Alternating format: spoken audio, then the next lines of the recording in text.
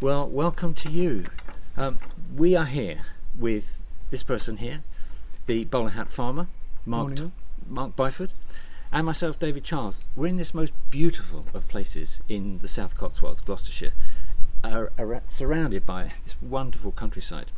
The reason we're here today is that we're looking at a wonderful opportunity to create a fruit and veg farm on this estate. It's going to be something which has landed on our doorstep very recently, and thanks to this gentleman who can explain to us what could happen here if all the planets line up. But essentially what we're looking at, Mark, is the creation of a community project to grow fruit and veg for the local community. Would you like to tell us a bit more about it, Mark? Sure. So the thing is, David, that as we're travelling around the country, we're witnessing more and more of a requirement from the public to want to be involved in knowing where their food comes from. And the only way that's going to happen is if people get involved in the production of it. Yeah. So the community needs to come together, and we're seeing this all over. You know, my partner and I, we've been all over the UK now, and as we're travelling around, we're seeing these community projects popping up left, right and centre. And this is down to one thing, and we always ask this question as we're doing the talks on the tour, is there anyone in the room who would like to buy chemical-free food indirectly from a farmer? And we always get 100% show of hands. That has only come about because of the demand that the public are now coming to us with, that they want to be in a position of knowing where the food comes from. So as a result of that, what we're seeing is more and more people want to experience that whole coming and touching the soil again.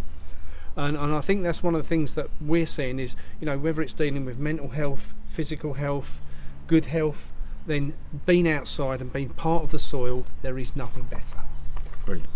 So what we're talking about is a community project. So it's semi-commercial, isn't it? So there'd be some paid people here working, but also would be relying upon, in any of these iterations, relying upon a contribution from the community by way of volunteering. Yep.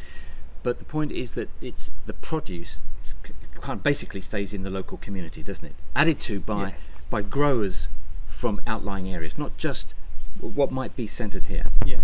So this is part of a much bigger picture. And as we're travelling around the country, we're kind of putting all these dots together. And what we're seeing is we built a website called foodfindershub.org. The details of that would be in the details below. And with that gives farmers the opportunity to grow and produce and do the bit what's easy for them, the growing and producing, and for the public to be able to easily find those farmers. So it brings the two of them together. Now what we need to do is create more farms like what we're talking about here across the UK, build a complete network of sustainably organic food led farms that can produce the product and have it locally for the people. And the local is the issue, because as we're rolling forward towards the 2030 agenda, we have to look at what the new food structure and the new food system will look like. If we want to go down the road of what supermarkets are offering, which is always a second-rate product, or we go down the road of creating a completely new system with a much better food system and a much better food in general. So the only way that's going to happen is for projects like this to get off the ground. One of the things which we're finding, whether it's via farm shops, whether it's via box schemes, whether it's via food hubs, whatever that looks like, the new system will form outside of the old system. Right. And that's becoming very, very clear and very quickly coming together now. Right. Yeah. And it's also very clear, isn't it, that there are a lot of people in the community that are looking for something like this to turn to, but it doesn't exist in enough numbers right now. No. The interesting thing about this opportunity here is that it comes with other opportunities. There is here an opportunity, for example, to have a farm shop. Mark, you just mentioned that, didn't you? Yep. There is a possibility to have a farm shop, and the farm shop could be selling just the fruit and veg, which is grown here on this particular site, or be selling also the produce produced by other growers in the local area. So it could be a combination of different suppliers coming in here. That can happen, and quite simply, really. The other thing is that because of the facilities that this particular estate offers, we could have a training facility here as well. Training farmers, training growers, training allotment growers, and even people that are growing vegetables, fruit and vegetables in their own garden. So that it could be It could be a wonderful opportunity for a whole swathe of people. Yeah, it can encompass a lot of things. So I think the important thing here is that obviously we've got 75,000 followers across social media. So this is to you guys. If you're interested in getting involved in a project like this, so where we are here particularly, then let us know. Because, you know, whether you're on the agricultural side, whether you're on the growing side, whether you're on fundraising side, whatever that needs to look like from your side, if you're interested in getting involved in the project, let us know. Wonderful. One thing we didn't mention, of course, in all of this is that we were talking about fruit and veg growing. Yep. Which of course is the starting place, but we can also have some livestock here. In fact, there's already livestock here, and that livestock, when it comes to their time, could be actually sold in the farm shop. Absolutely. Which would be totally right. But so there's beef running here at the moment, but we could potentially have a micro dairy. Yep. But certainly chickens, ducks, and other things. Yeah, goats, anything. The big thing within all of this is for the community to decide what they want it to look like in the future, because unfortunately the supermarket system gives us what they want to give us. Sure. And that's not right. Yeah. We need to be in control of what we want, when we want it, how we want it, you know. So there needs to be put in place a mixed farm, because it's the mixture of everything on the farm which gives the sustainability and the stability to the food system. So you need your animals, you need your veg, you need your fruit, you know, you need your insects, your bees and everything else, all to be within that sort of small area, and that is what feeds the local community. That's it. Well, Mark and ourselves are off to, I think it's Stroud, isn't it, tonight? Stroud to give a talk to some people there that are interested in all of this that you've been speaking, and they'll get to know a little bit more as a result of you talking about this. So that comes up after this particular clip. So I think that's all we need to say, isn't it? Apart from the fact that I represent an organisation called Connect-M3, and the details for that are below, and we're involved with, well, not only media but also through our connections, planning and also funding. And what we know now is there is a considerable amount of funding that's available to make projects like this happen in every county across the UK. So we just need the people that are right up for this and are happy to jump in. So that's all from us. Mark Byford, David Charles. Watch the video that comes up next. You're going to learn something. Thanks a lot.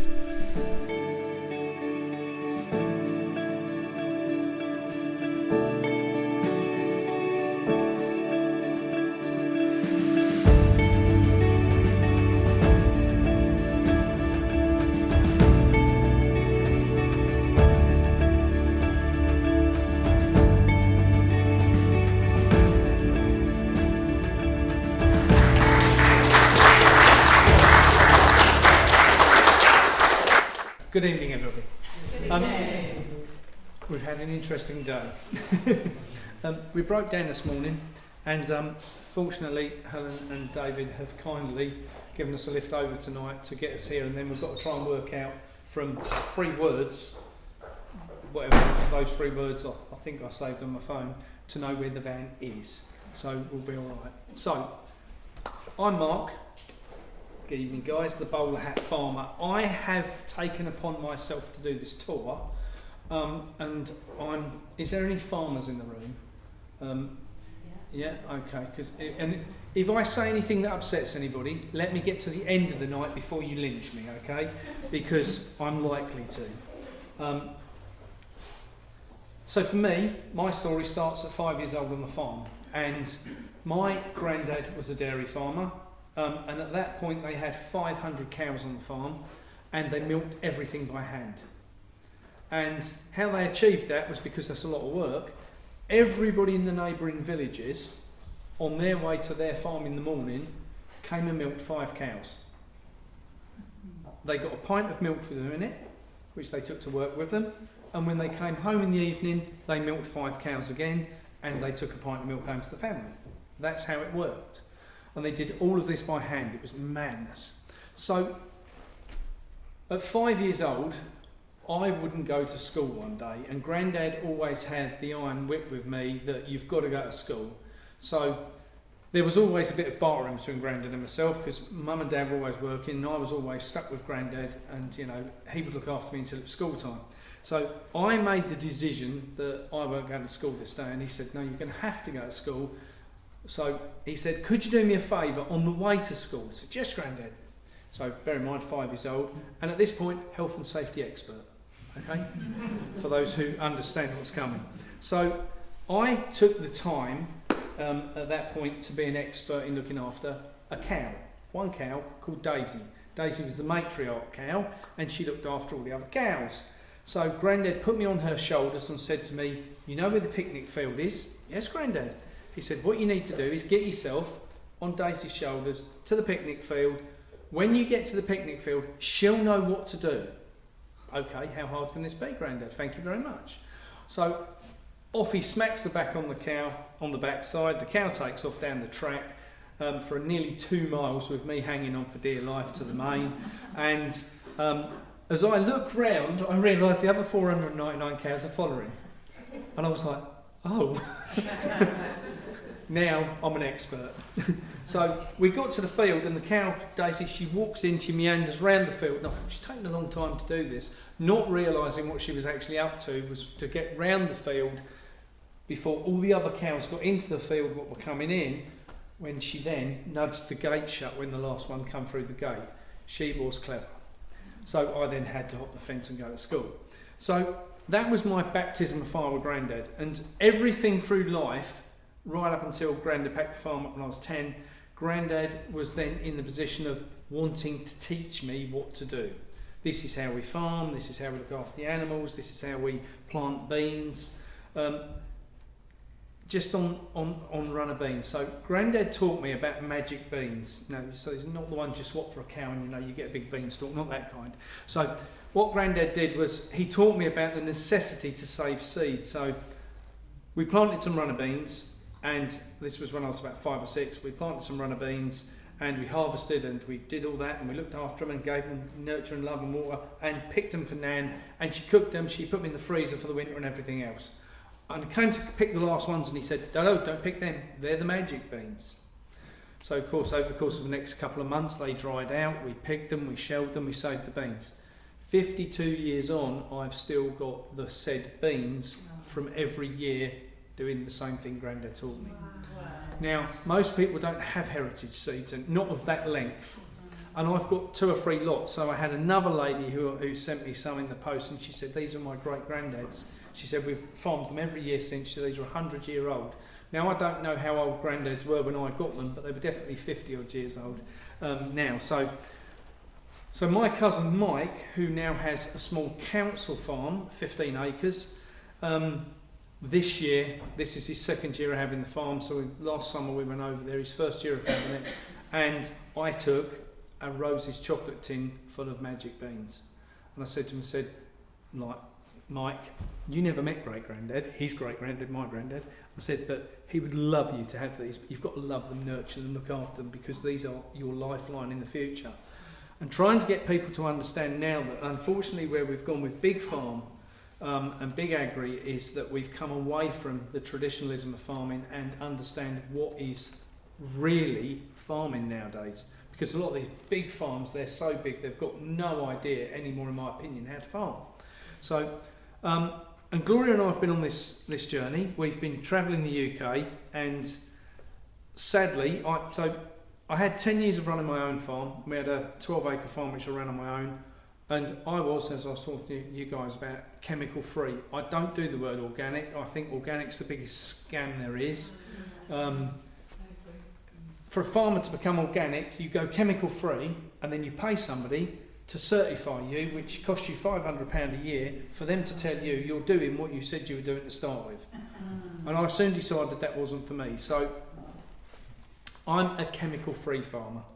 Now, we grow everything with these, and we grow nothing with tractors, right? So that, when I packed up my farm and went back to live on my uncle's farm, Ray couldn't understand how I was going to grow vegetables with no tractors, and he thought I was completely insane. But he was wide awake and wanted to help me, wanted to play the game, so he decided there was he'd straightened up one field, and one field we'd got was kind of like that, and he'd straightened it up into straight combine cuts, and we ended up this big wiggly bit down the side. And he said, what we'll do is we'll fence that in, and you can have that. It's your vegetable growing area. It's not very suitable for a tractor. Don't have a tractor. So Gloria and I set about. I was given at that point nearly 4 artic loads of coir compost. Come out of a tomato growing greenhousey place. And the guy said to me, he said, I said, how much is there of this compost? He said, there's 4 artic loads. So I spoke to a friend of mine, and he said, I can do it on return loads, no problem. We'll get it sorted out, as long as it's on pallets. So yeah. And it was all in the grow bags, but they were already used once, so I got the grow bags, and Gloria and I set about covering this entire field deep in compost. We did the whole field with some help of others for about 4 inches deep, and I thought, and where we are, we're on heavy, heavy clay, and I mean heavy clay, and 90 metres of straight clay. And we have a system on the farm where the phone rings, you get an emergency call to tell you the ground's perfect, and everybody's hands on deck. So we have a 3-week window to plough, cultivate, drill, roll, and pray that it will come out of the ground before the skin sets on the clay. And if it doesn't, you're going to have to sit there and wait for another 5 weeks, 6 weeks, 10 weeks, whatever it might be, for some rain to make sure that the soil is soft enough for the crop to come through. And I just cannot deal with that. So my uncle's like, no, you don't understand, this is how it works. No, it doesn't. Not anymore. So Gloria and I set it up, so I thought, okay, so rather than getting a rotavator which does that, if you understand a rotavator, I got a Rotera what does that, and just lightly tickled this compost into the ground. And I thought to myself, I'm going to have the most amazing soil this year, and I'm going to show Ray. And within about 2 days, he came back up and he went, well, that was a waste of time, weren't it? And the clay had completely consumed this compost, and I was like, oh no. So I thought, not deterred. It had made a little bit of difference, but not enough. So I thought, well, I can't grow in it. So, and we'd still got 3 artic loads of this stuff left. So I said, Gloria, the only thing we can do is start again. I said, and what we'll do this time, I'm not going to grow in the soil, I'm going to grow on the soil. So we just built potato ridges of compost. So the way we made them up was wood chip, compost, manure, wood chip, compost, manure. Just kept building it up until they were about sort of a foot deep. And within them we were also mixing basalt, granular basalt, which is really good. Does anyone know about electroculture? Yeah? So electroculture is something I'm very big on. And we installed that, and it helps spread the electricity around through the beds and boosts the energy. So we built all these beds and we grew some amazing stuff. And it wasn't until the end of the season, Debbie, Uncle Ray's girlfriend, said, I don't know if you're aware of this, but he's been sneaking up there and stealing your veg. I said, has he? She said, yeah, he keeps going up and getting a bowl of your tomatoes and cucumbers and stuff. I said, well, that's interesting.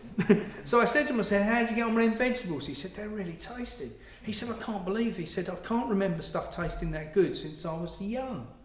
I said, well, yeah, but the problem is, I went to agricultural university, so I'll backtrack a little bit. So at 16, Grandad had passed when I was 16 and left me some money for me to go for a university. So I put myself for a university, much to my dad's disgust, because he wanted me to become a mechanic, and I didn't want to get my hands dirty, not like that. So I put myself for a university, and no sooner I got there, I realised this was complete crap like school. I didn't like it, and they weren't going to teach me anything that I already didn't know, because what they were trying to teach me was how big agri works. So big agri is, we plough.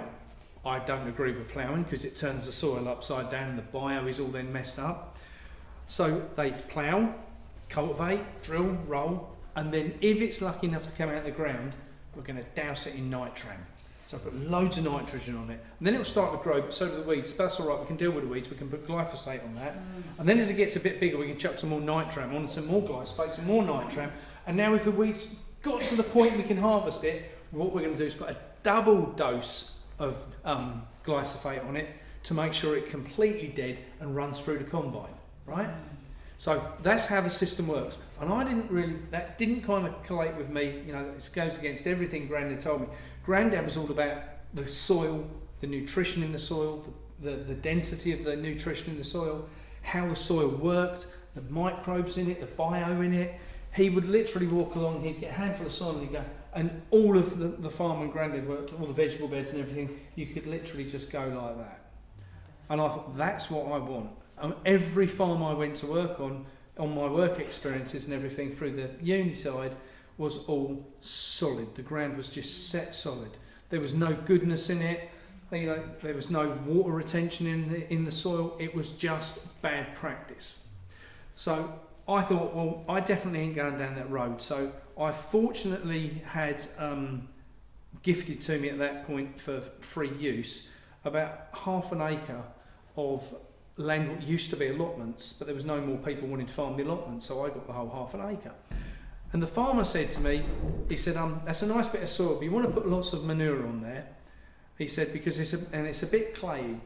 And it was a bit clayey, but it was still nice and rich, but it was very clayey. And he said to me, is there anyone here on heavy clay soil? Is that something you deal with? Okay. So I got the best piece of knowledge from an old farmer, and he was an old boy, bless him.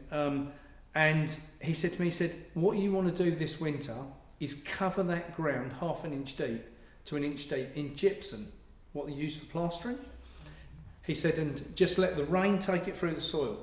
And the next year, I kid you not, 6 inches deep was the best soil I've ever had in my life. It just destroys the stickiness in the clay. Gypsum's fantastic for that, but I digress. So, you're going to get lots of helpful tips tonight, just so you know, but you might not, if you don't come out of my head, ask me. So, I got growing, then got selling. I set up a wholesale side, and then for the last 40 years until last week, I've owned a fruit and veg wholesale company. So I decided a few weeks ago, after I got a message from one of my main import wholesalers, and he said, can we have a chat about prices of food? And I said, yeah, sure. I said, for my side, after 40 years of being in the job, you kind of think you've got a basic understanding of how prices fluctuate. And he said, just for your knowledge, price of fruit and veg is going to go up 40% on April the 1st. And I was like, this year, yeah. So wholesale prices went through the roof. And that was down to a combination of things, including national insurance contribution increased, import and export licences, all sorts of things. One of the biggest things which changed after the pandemic and after all the nonsense was when we voted to come out of Brexit, not that we ever did come out because they didn't want us to come out, that's why we're still in or out, whichever. One of the things what they did was changed the ruling on importing. So if I wanted to import a lorry load of tomatoes, right, it would cost £40 to import as an import licence, right? So that went up to £80. But not only did it go up to £80, if I now had red tomatoes, big tomatoes, small tomatoes, cherry tomatoes, green tomatoes, yellow tomatoes, mixed tomatoes, and I had 40 different varieties of tomatoes on the truck, I now had to pay £80 each load as an import licence, extra. Now, because of how we would buy, that might be a pallet of cucumbers, that might be a pallet of this. The whole lorry's made up of different things, and it could end up costing you £5,000 extra to get the stuff in the UK. And it was like, this is ridiculous. So my business partner and I made a decision this year, we've got to get out of the industry as a whole, which we've done. Now, along the way through all of this, I had my own 12-acre farm for 10 years, and one of the issues I struggled with was this thing called authority, because I have a problem with authority when it comes to councils, because councils, I think it's fair to say, even an awake audience, we all come to kind of understand that they have a part to play in delivering the 2030 agenda. Yeah. And the part they play is, the answer's no. Yeah, but I just want, no. Yeah, but could I? No. So I was forever on this battle with the council. So in the end, I just didn't ask, I just did, and it was easier to ask for forgiveness than permission. So I just took it upon myself that I would just keep doing what I wanted to do. And I went through hell and high water to end up in court and all sorts with them. But along the way, some of the stupid things what happened, which I thought were just funny, but the council and governmental departments thought I was maybe being awkward about. So one particular morning I got a call and guy says, "Is that Mark?" I said, "Yeah, speaking." He says, "It's the DEFRA vet here." I said, "That's nice." He said, "I'm at your farm gate." He said, "And I've had a report," interesting, he said, "that your sheep have got neglected and you've got ewes which are lambing and you've got dead babies lying there and rah rah rah, no food and water." And I said, "Is that right?" I said, "Well, that sounds terrible to me." I said, "Are you at the farm gate?" You said. He said, "Yeah." I said, "Well, look, I'm nowhere near." I said, "Do me a favour, jump the farm gate, turn right and head up to the orchard and you'll find all my sheep in there. If you want to go and wander about the farm, please feel free to do so. If you find anything wrong, obviously I'll be there at some point." So he went off. I heard no more in the meantime. And then when I got to the farm, as I pulled in the gate, the RSPCA pulled in beside me. The DEFRA vet's still there. So the RSPCA pulled in. And the RSPCA vet said, "Oh, we've had a report." I said, "Don't tell me. The lambs." And he went, "Absolutely." I said, "Up there, you'll find them in the field." I said, "You'll be able to talk to the DEFRA vet because they're already here." And he's like, "Right." So he walked off his clipboard. So at this point, Trading Standards vet pulls up.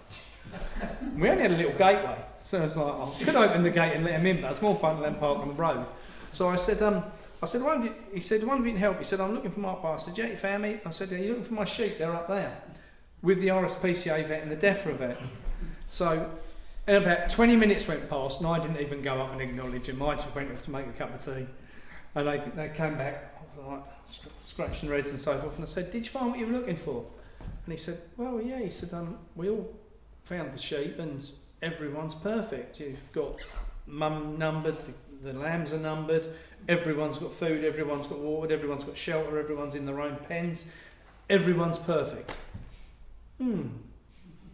I said, "So who reported it? Was it my next door neighbour?" So my next door neighbour was this absolutely lovely lady, and she owned a huge house which bordered my land, and my land at some point in the last 100 years had belonged to that house. So she had a small front garden, although all the land was at the back, and she wanted my back field to add to her land. And when it got to court and I found out the truth about what was going on, the front field, they'd already got an agreement with planning permission on. Now bear in mind, my landlord didn't want to sell it to them, right? But they'd already got an agreement of planning.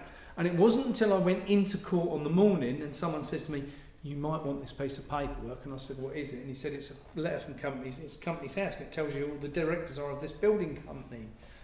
And one's your neighbour, one's her best friend, one's your local MP, and one's the head of the local council." Several people resigned after that court case. But, so, it was interesting to go through and to see, okay, what just can go on in the background if you're not careful and don't know about it. So, I finally, after 10 years, agreed with my landlord that I wasn't going to renew the lease because I was done with the bullshit, and I went back to Uncle Ray's farm. So, things, for me, I'd gone through putting up, at that point, 7 big polytunnels, 100 foot long. I'd got 3 smaller polytunnels. We'd built everything there on raised beds, and we'd got then 100 raised beds, which were all the size of about 4 pallets.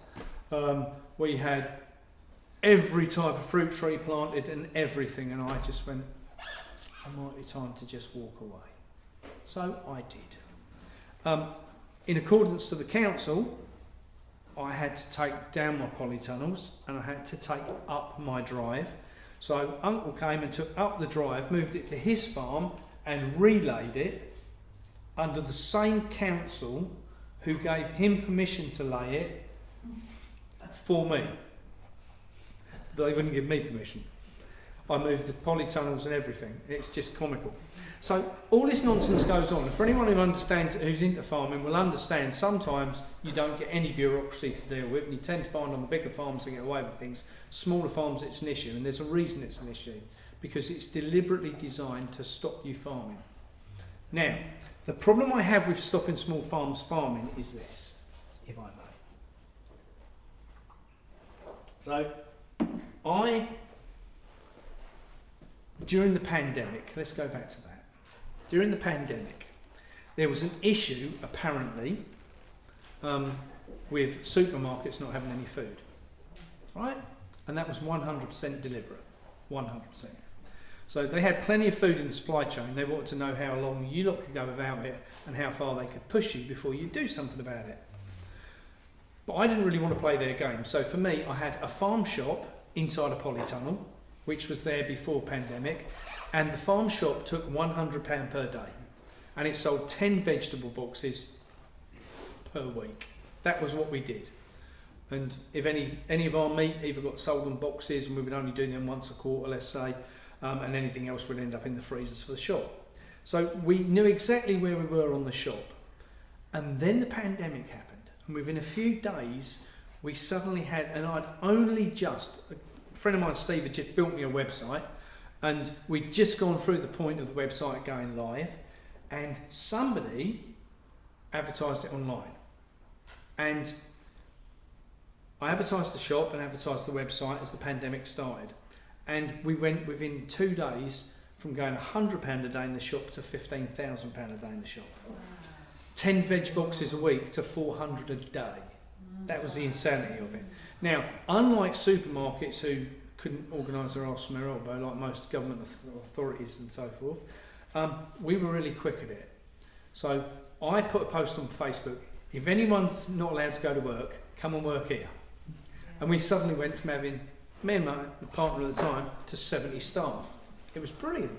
You should have seen what we got achieved that year. Now, right through from growing, looking at, we got more animals on board, and we had the best year ever. Whenever they want to bring back a pandemic, I'm in, I'll tell you. Whenever they want to bring it back, I'm in. So, out of it came the fact that I didn't hear from the council for nearly 2 years. And when I did, oh, you should have seen the list. It was like that.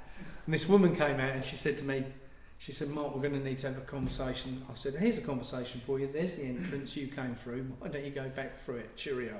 And just walked off. And she wandered around behind me for about half an hour, and I said, I don't know how easy to make this for you, but I ain't playing the game. You need to leave. I need to get on with work, and we'll be all right. So they eventually took me to court, and I lost. But out of that came a point for me where I was really looking at the industry of the food as a whole, and after now 40 years being in the job, I've kind of come to the conclusion that I know a little bit about it. And I don't necessarily mean on the farming side, because as I was having a conversation with you guys last night, I know enough about farming to hold my own on a conversation with a dairy farmer, a chicken farmer, a pig farmer. Now, there might be some things in there I've played about with or done on little scale or whatever, but I'm really good at retaining knowledge on that side. So, as we've gone along this road, your knowledge becomes quite valuable to other people to be able to pick up a phone and say, Mark, I've had this issue, how would you deal with that? Which has been great on this journey.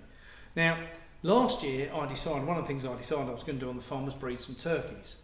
And the government brought out a policy at the time, or the policy stood at the time, that you could have up to 50 birds before you had to register. And I bought 50 turkeys, and the number was 50 you register, and I bought 50 turkeys. And I didn't want to register these turkeys, and so I didn't. And Uncle Ray said, you registered them turkeys? I said, well, it says on the website, 50 or above, you have to register. He said, well, how many have you got? I said, well, 49, and one who identifies as a fox. And he went, that's good enough for me. And then a few months later, they changed the damn policy so you had to have one bird you needed a licence for, or to register. Now, I didn't want to take part in that, so I didn't, and we, bred the turkeys and sold the turkeys, and I only fed them on grass. So the bizarre thing was that everyone says, when you're in farming, especially in big farming, you understand really quickly, like with the chemicals, you do this, that in the feed supply for big farms, you do exactly the same. You've got your antibiotics, you've got to give them when someone tells you to. You've got your feed, which has got your protein in. Everything is just chung chung chung chung chung. And I didn't really want to participate in that. I want to be able to look at my livestock and I want to be able to go, they look healthy, they need a bit of protein, they need this. So we bred these turkeys, Gloria and I. Gloria didn't really like going in the pens with the turkeys, did you? That's fair to say. You weren't really into the turkeys, were you? And for me, they didn't faze me at all, because all they want to know is where the food is. So I had this. Do you guys know who Joel Sullivan is in America? Look this guy up. He is genius. So a guy called Joel Sullivan is probably America's #1 sustainable organic farmer on quite a big scale, right? And he pasture feeds all his animals, and it's exactly how I think farming should be, right? So I'd watched one of his videos that he'd done with a guy called Richard Perkins, and I looked at it and thought, I could build them. So I got in my head how I was going to build these turkey houses, and they were going to be wooden skids with polytunnel frames on top of them, and I thought, yeah, this is going to work really well. And I said to my uncle, I said, got this great idea, we're going to do this, and he went, you ain't doing that, that's not going to work. And I was like, oh, he never tells me no. Hang on.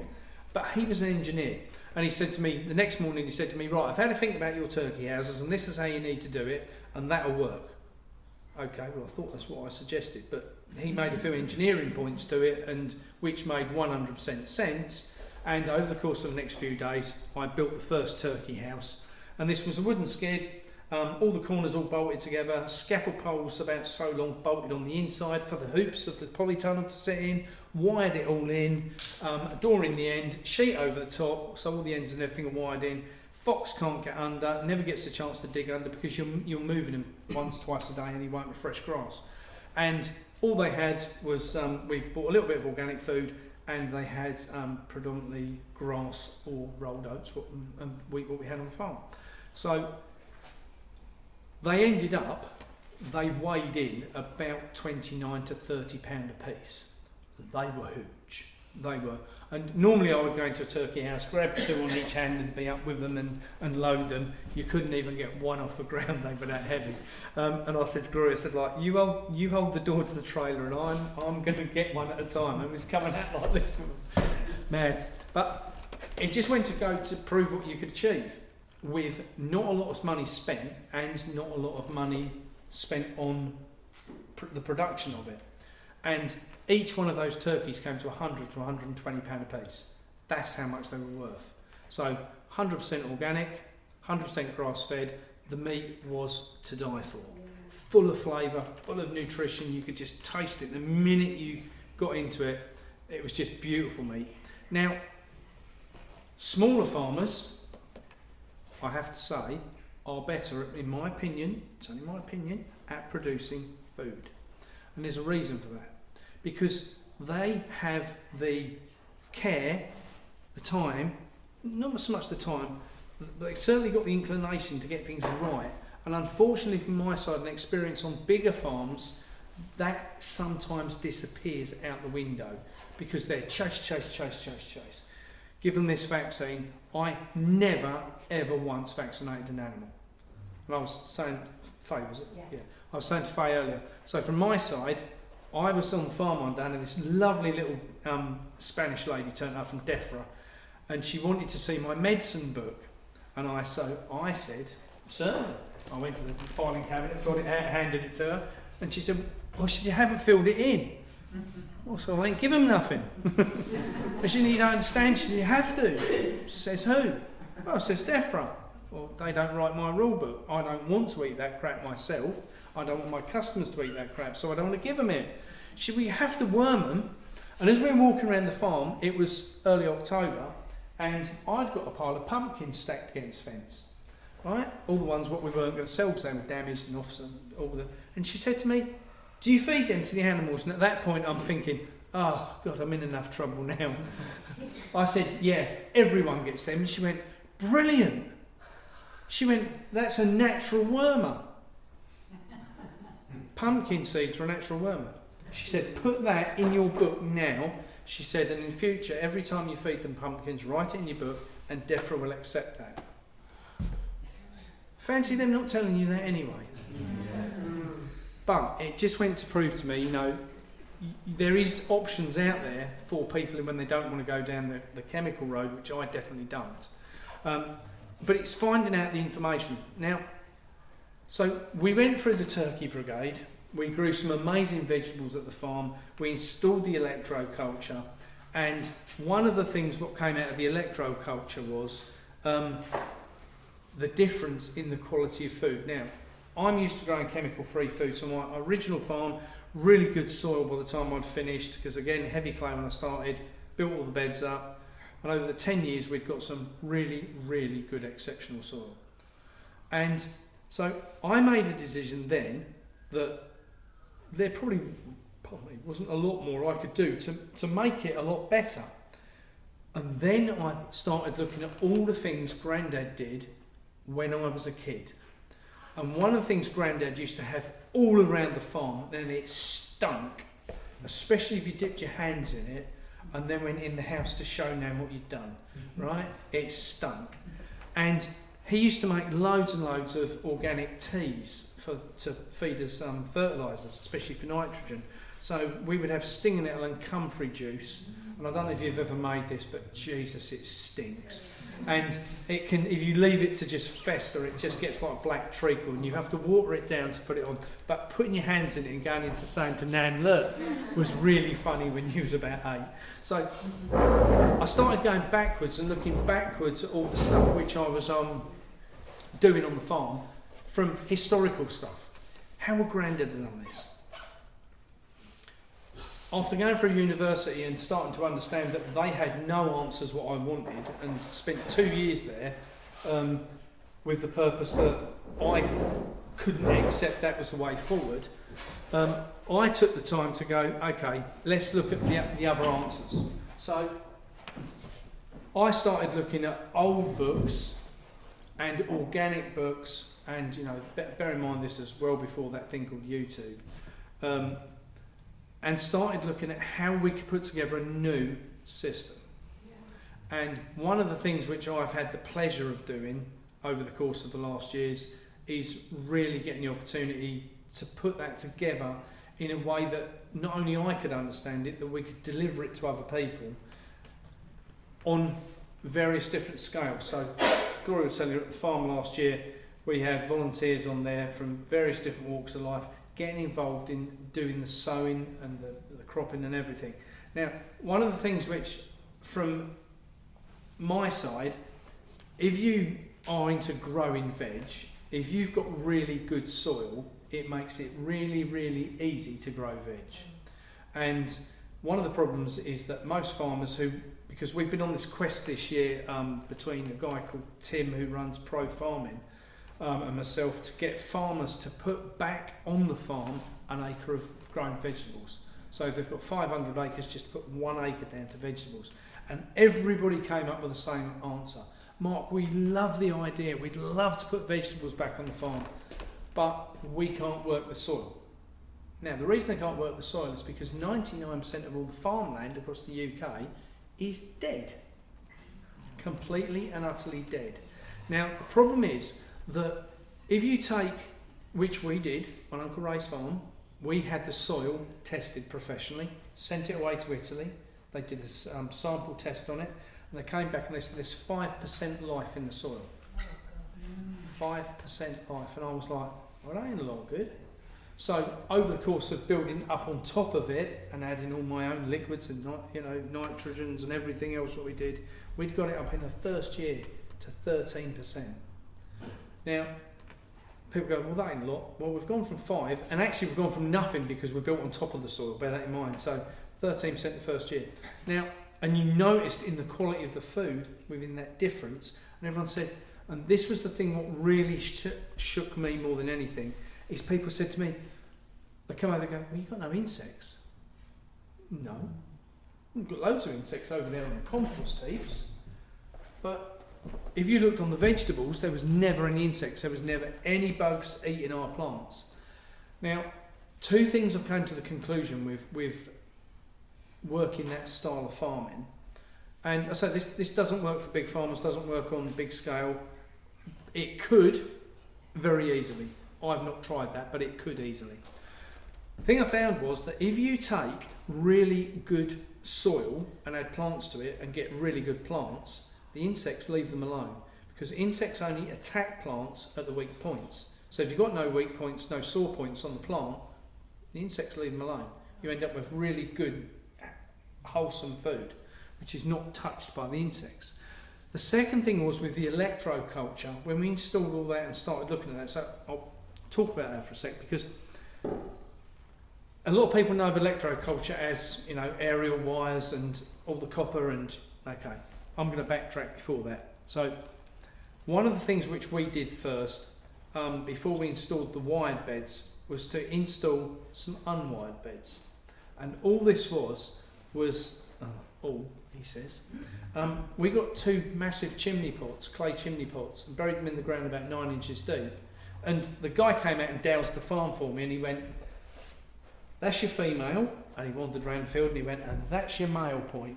So the energy goes in there and it comes out there. So we'll put a chimney pot there and fill it full of this magnetic basalt, and we'll put another one there. And they act as a battery pack. And the most bizarre things happen. So Gloria can testify this, I've got pictures on my phone, anyone wants to see, let me know. So most bizarre thing happened. As a grower, as someone who spent 2 years in university and has a degree, I'm an expert in this stuff. I'm an expert to understand, as I'm sure most of you do, that in the spring, when the earth heats up, we start to plant stuff and it grows. Is that a fair assumption? I don't think that's true.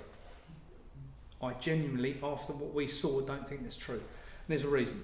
So, when we installed the etheric energy towers, so this is for bringing energy out of the atmosphere, okay? I'm going to talk a bit woo-woo here. And had I not have seen this, I wouldn't have believed it. So, put the towers in, they act as a battery pack for the energy from the atmosphere. So when Tesla built towers, and you all know about Tesla, yeah?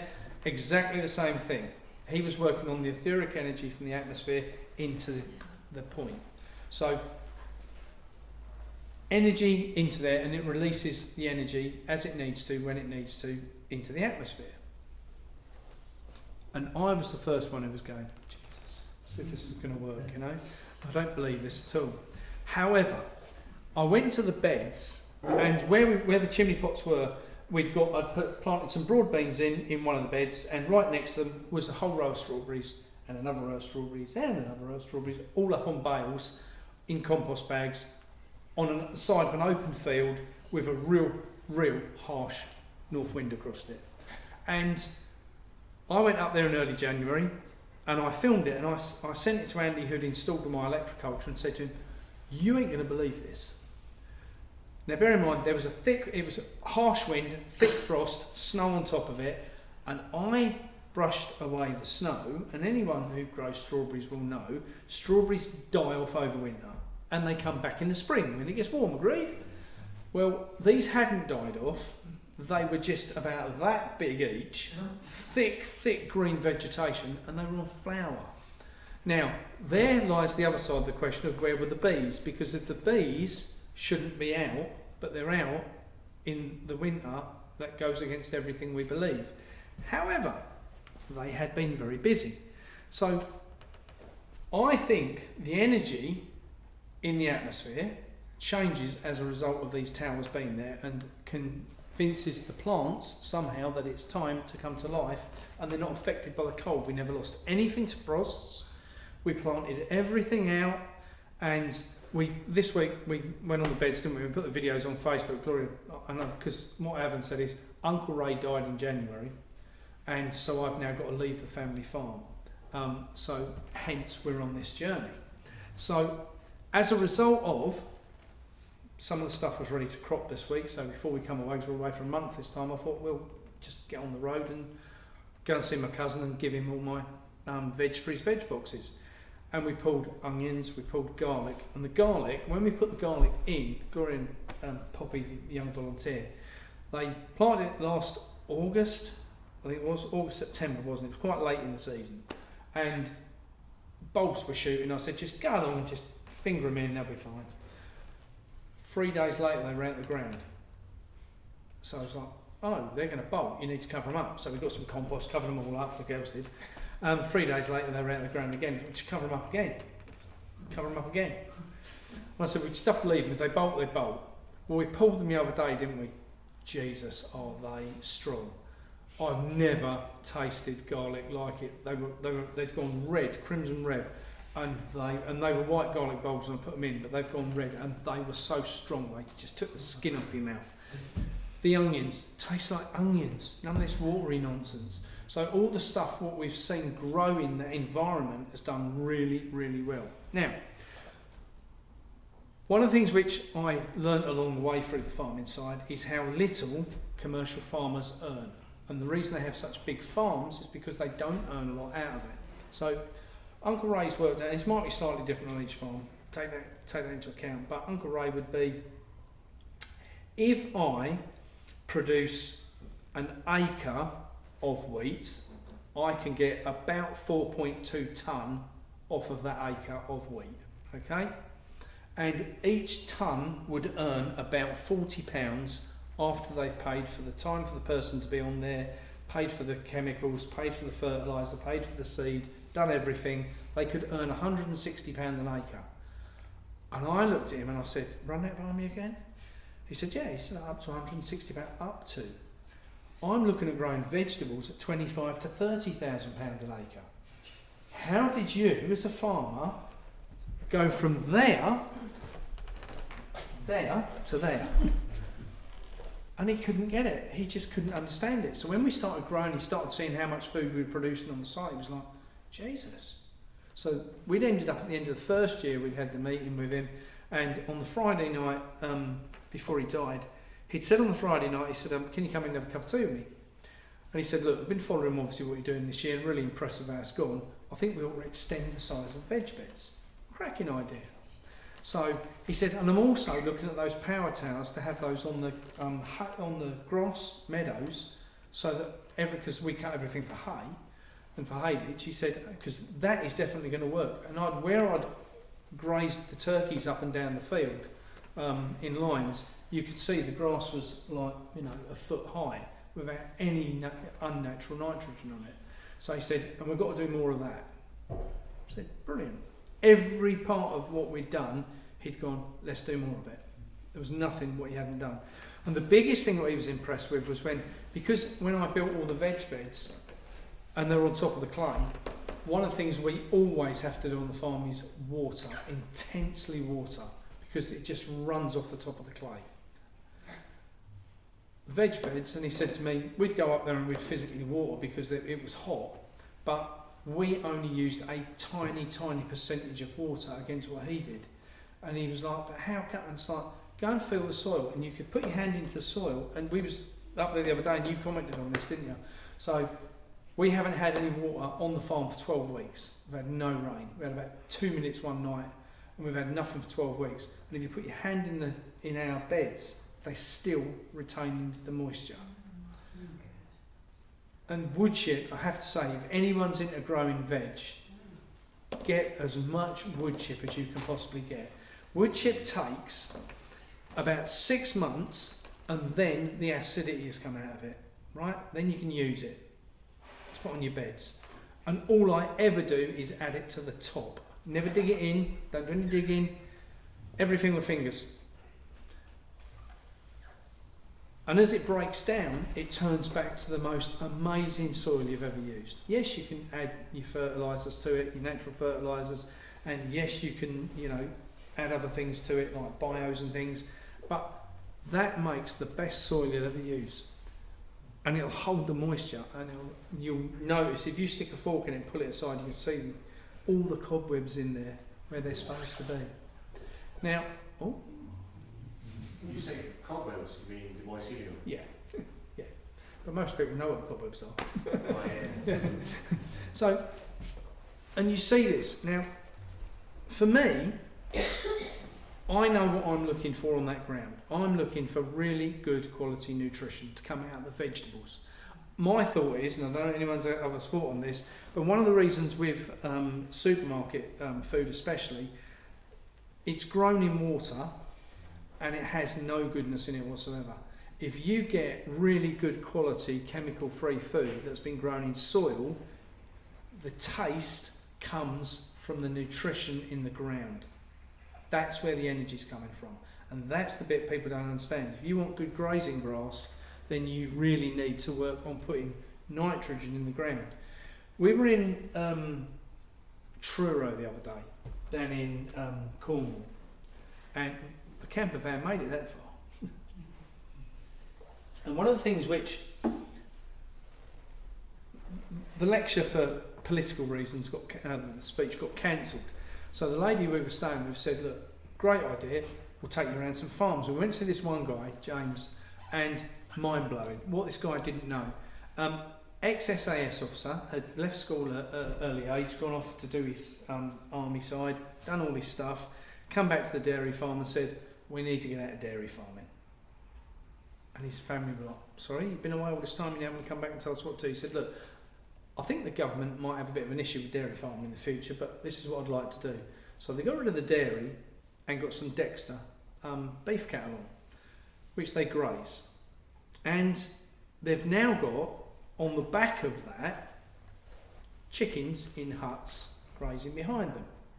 So cow comes along, cow poos, chickens come along, chickens scrap the poo everywhere, pick out all the bugs, and grass gets brilliant. And we were talking about herbal lays, and I'm not a fan of subsidies for farmers, I have to say. The problem I have with subsidies is, when subsidies were brought out, they were probably a good idea. But sadly now, if you understand subsidies are given to the farmer to keep the price of food down. That was the original idea. The challenge is that somewhere in between the farmer getting that and the supermarket understanding that the farmers were now getting paid more to produce things at the same cost, they could annihilate the farmer on cost of the product and it didn't matter because the farmer was still getting the subsidy, right? So that's how it worked, and the supermarkets just kept pushing and pushing and pushing back against the farmers on the prices, and it didn't matter. But what did matter was the one problem. When the subsidies stop, the farmers then go, well, we can't afford to produce the food for this, and that's where we are at the minute. So for me, the subsidies is an issue. Yes, it's been 50 years, 8 years in making, but we've got to get past the point, in my opinion, of subsidies. Subsidies have always worked for big farmers, never worked for small farmers. I could never claim it on, on my rented farm because the landlord wanted to claim it. So there was always all sorts of things going on in the background that I couldn't control. So as a direct result of that, I've not been a fan of them. Now what I was talking to James about, and he was talking about lays. So this is where they pay you to set particular types of grass. And I'm someone who's, if I've grazed, especially when I had a lot of sheep, I would only ever graze really on a grass clover, and realistically the roots are probably about sort of 3 or 4 inches deep. And what he's been looking at is how do you get, because of this, what do they call this thing, what do we call it? Oh yeah, net zero. This problem with carbon, that we've got to collect all the carbon and put it into the ground.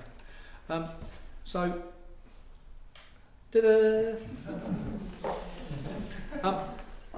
to get that carbon deeper in the ground, you need grass and weeds and chicory, and you need things that are going to push the nitrogen deeper in with the roots. So that's what they've been working on. They've now got that down to 10 inches deep.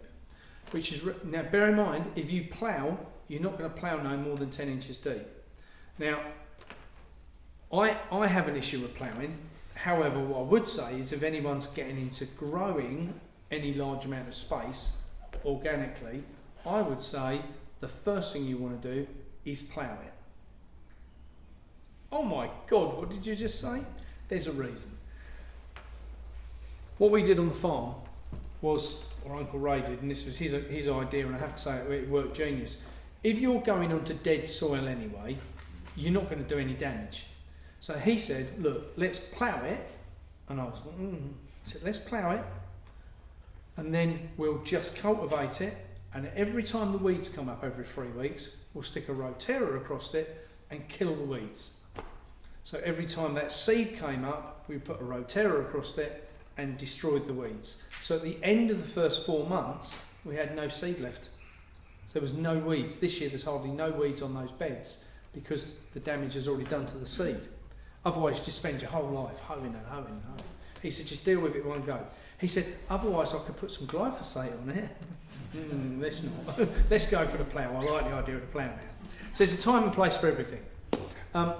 So looking at the growing side and looking at the commercial farming side, I think we're going to see some serious changes in the farming industry in the forthcoming 5 years. And the reason I say the next 5 years is because the 2030 agenda is very real, whether people want to accept it or not. But the 2030 agenda is not the 2025 agenda.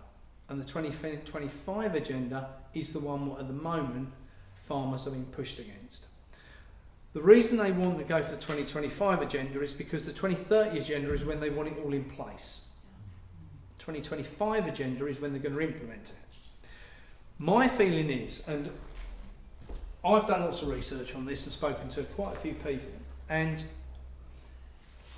I think this winter we will be rife with TB, we will be rife with bird flu, not because they're there, not because they exist, not because they're real, I have to say, in my opinion. Unfortunately, DEFRA have a part to play in this agenda, what needs to play out, and they want to get rid of our animals, and they want to get rid of them badly. And anyone who doesn't agree with that, that's fine. I accept your thoughts. I don't agree with your thoughts. But the problem is, this is happening in real time, and we're seeing it on a daily basis where, I had a call from a friend the other day and he said, we've allegedly got bird flu. I said, have you? How exciting. I said, is DEFRA there? He said, yeah. I said, how did they know you had bird flu? He said, well, they just turned up and said, they think we've got it. I said, what'd you do? He said, I told them to write off. Best thing you could have done. I said, they'll come back. And so there's a questionnaire. I don't know if you've seen this doing the rounds on the internet. It was brilliant. So if DEFRA turns up, you present them with a questionnaire and you say to them, I'm quite happy for you to come on the farm. I'm quite happy for you to inspect my animals on the conditions that you can provide me with this evidence. And that included asking the question about PCR tests. So I don't know if there's anybody who hasn't, is there anyone who has heard of a vet called Roger Meacock? Right? If you haven't, check this guy out. He's homeopathic vet. Roger Meacock. And he's a homeopathic vet, but he's a qualified vet, right? And so he argues about everything. And if anyone wants his number, I would suggest you have it, right? He's quite happy for anyone to give him a ring from anywhere in the country if you get an issue with DEFRA or you've got a concern about something that you don't agree with. Because PCR tests, as we know from experience in the past, are not very reliable. And you can make the answer with a PCR test come to whatever you want if you run the test enough. So if you think they're going to come and test your animals with something what didn't work for us because it wasn't designed to work for that, now they want to use it for the animals, I don't think that really works out. Now, and the reason I say that I think this year we will have an outbreak of certain things, I don't know if anyone saw the video I did.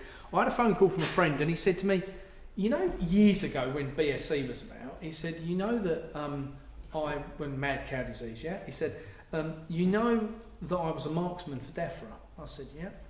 He said, I had a call today to ask me would I go back on the squad. He said, why would they want me back on the squad if there isn't an issue? I said, well, I think you know the answer to that. He said, more importantly, you've got an audience that need to know the answer. So I put out a video, I phoned a friend, Tim, and I said, Tim, just had this call, we need to do something about it. So we mobilised everyone in Farming the YouTube channel to put out the video. And funnily enough, that went away. However, I then got the next night 2 messages on YouTube from 2 different people who said, Mark, saw your video last night about the guy getting asked to go back. He said, we import wood and they've got us stockpiling wood to burn cattle. Interesting. Why would you want marksmen and wood to burn cattle if there isn't any disease? So I would say to any farmer this coming year, if you've got cattle, be prepared for what's coming and be ahead of the game and speak to people like Roger and find out what you can do about it in advance, because he knows his stuff. So there's lots going on in the farming side, right? And one of the things I've seen, and lots of farmers, older farmers especially, are looking at, is one of the problems being that if you are commercially farming and you are not earning a great deal of money and someone wants to take away the subsidies and someone wants to chuck all these implications of whether it's bird flu or TB, whatever it might be along the line, a lot of people go, do you know, at some point it isn't worth it. And that's where we are at the minute. Now that's been deliberate to get farmers to that point. Deliberate. Now, a lot of farmers, if they've been in farming long enough, depending on the size of the farms and different things, they can claim up to £300,000 of the government as a get out of farming payment. Right? Now, if you are coming up for retirement age and you don't want your kids to go through what you've been through, would it not be a sensible thing to go, I haven't got a pension, I could sell the farm, collect the money, tax-free, and claim 300 grand over here. I've now got a big pot of money that I can actually protect my family with. Now you understand why people go, I just can't do this anymore. Now, what I think is going to happen is these guys over here, who are local, you're 40 minutes away, did you say? Yeah. And produce their own meat. We've got another farmer here coming. Oh, hello, young man. He's just popped in now. He's Snuck in at the back. Produces his own organic meat. Excellent. I think what you're going to see in the forthcoming couple of years is we're going to have some serious meat shortages. And that's been instigated deliberately through the supermarkets to let us enjoy things such as maggots or, this, not grass-fed meat, they've got another one now which is called lab-grown meat. How exciting for us. I ain't going to be taking part in that. I've made a decision, I'm not going to be having any of that. But they're pushing and pushing and pushing. And when you go into the supermarkets, I'm told, because I don't go in, but I'm told if you go in there now, you can buy this printed meat in the supermarkets. Well, I just, what are people on if they buy that stuff? You know. Now, for me, I think we're going to lose a lot of the big farmers. And I think what's going to happen is, this will play out, in my opinion, one of two ways. So, they will do whatever they can to hang on to the land, but won't want to farm it. So they'll look for options in not farming it. That might be renting land out to someone like yourself. That might be in the fact that they'll take the subsidies to grow pretty flowers. Talk about pretty flowers in a minute. But there's going to be a lot more, in my opinion, farmers than there is at present. Right? And I was one of the ones on the campaign when they first started looking at No Farmers, No Food, and we put that campaign in place for a reason, because if we run out of farmers, we definitely run out of food. And anyone who lives in the naivety of thinking we're just going to import food doesn't really understand the 2030 agenda. Yeah, because Black Rock is... I'm going to come to them. They're buying up the ports. I know. They bought the ports. So they're going to control everything that comes in. Or not let it come in. Or not let it come in, exactly. And I think that's what we're going to go to. So, as a result of things changing, and farmers looking at the farm and going, okay, well, if I'm not going to earn that and that on subsidies, how the hell do we make the place pay? I can't. I'll sell it, I'll get out. Or they're going to come up with other solutions. One of the things which we're seeing a lot of, and we've been travelling around the country and seeing a massive... Now, I'm going to stand on correction here, so let me get to the end of this sentence before I finish, right? I do not agree with the WEF having control over our food.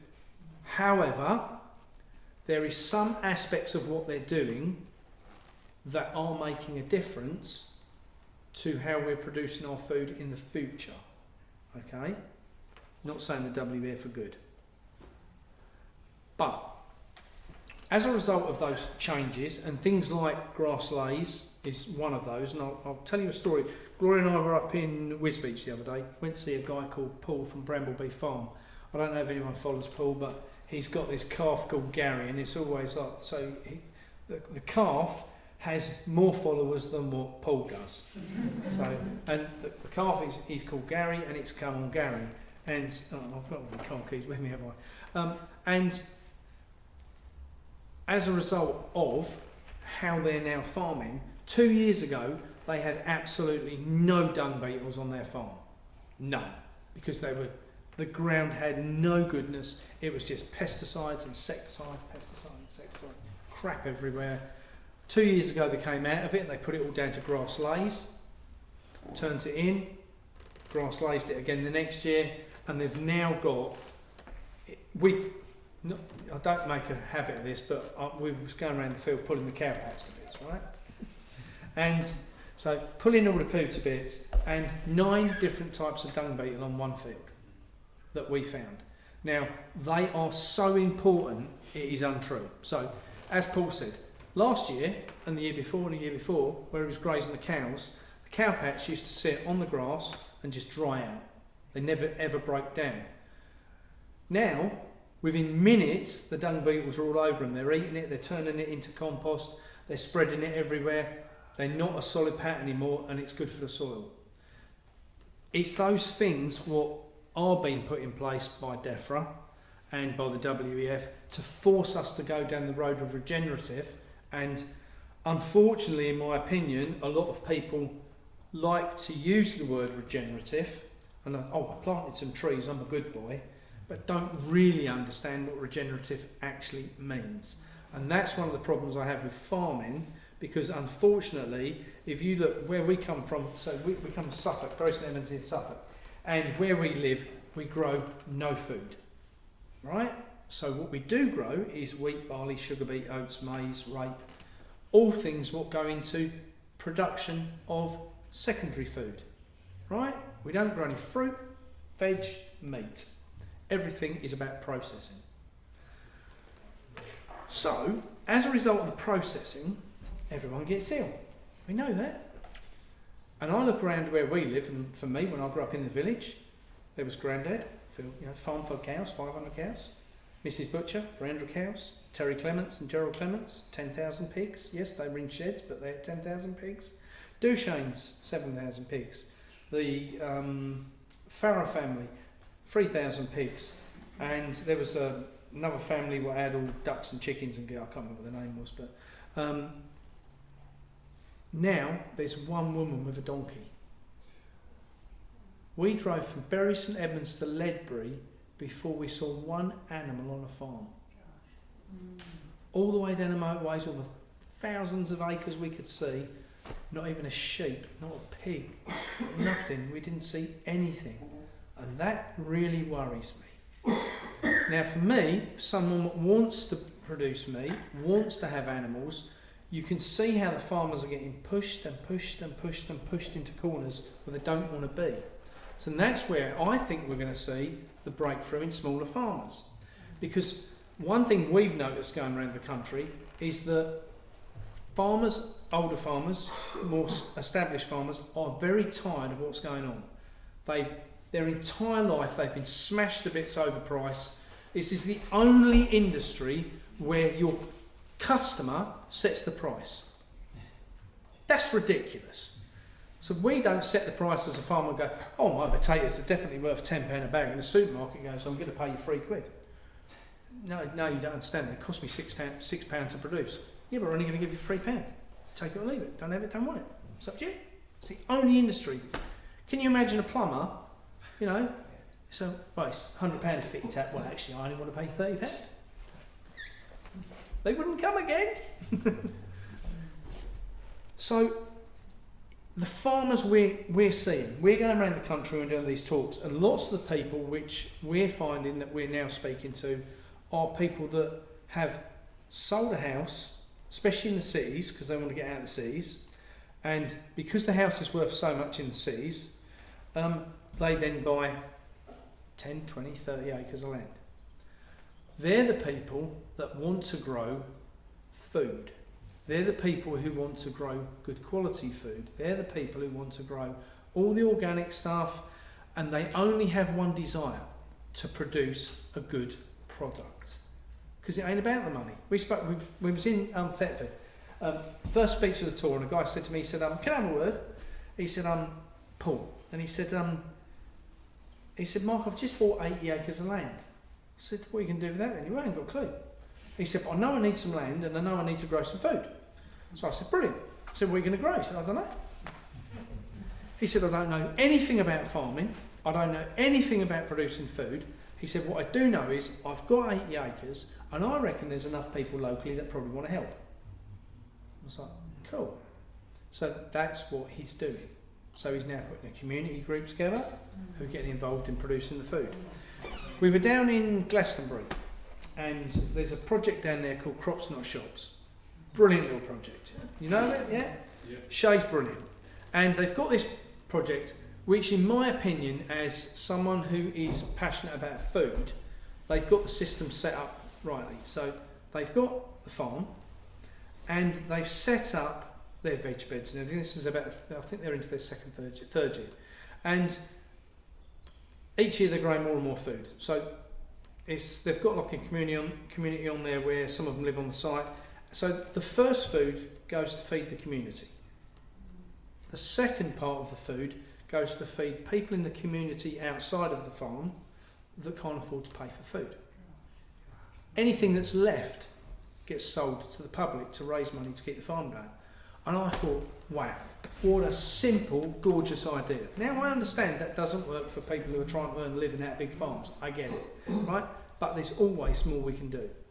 And we stayed there a few days, and we took them some seed down and so forth, and because I'm coming off the farm, I've had to get rid of everything. And I mean everything. 12 years worth of gathering, polytunnel frames, watering systems, the seeds, oh my god, the seeds, which I've given away. All heritage seeds, all stuff I've kept, people have kept for me, years and years and years and years of seed, boxes of seeds that have gone off. Poppy, who used to come and benefit, and volunteer with us, has benefited immensely because she's 16. Her granddad farmed around Thurrock, where the Queen Elizabeth Bridge goes over the Thames, and she never ever once went on that farm. Her dad has no interest in farming, got out of it a long time ago. God, is that girl passionate about growing? You've never seen nothing like it. She's the next level of farmer. So when I had the chance to give her all that stuff, it was like, wow, I know she's going to make use of it. And she's sending pictures every other day of, this is up, that's up, I've got this selling, I've got that growing. And it's just brilliant. That's the new life, what we need into the system.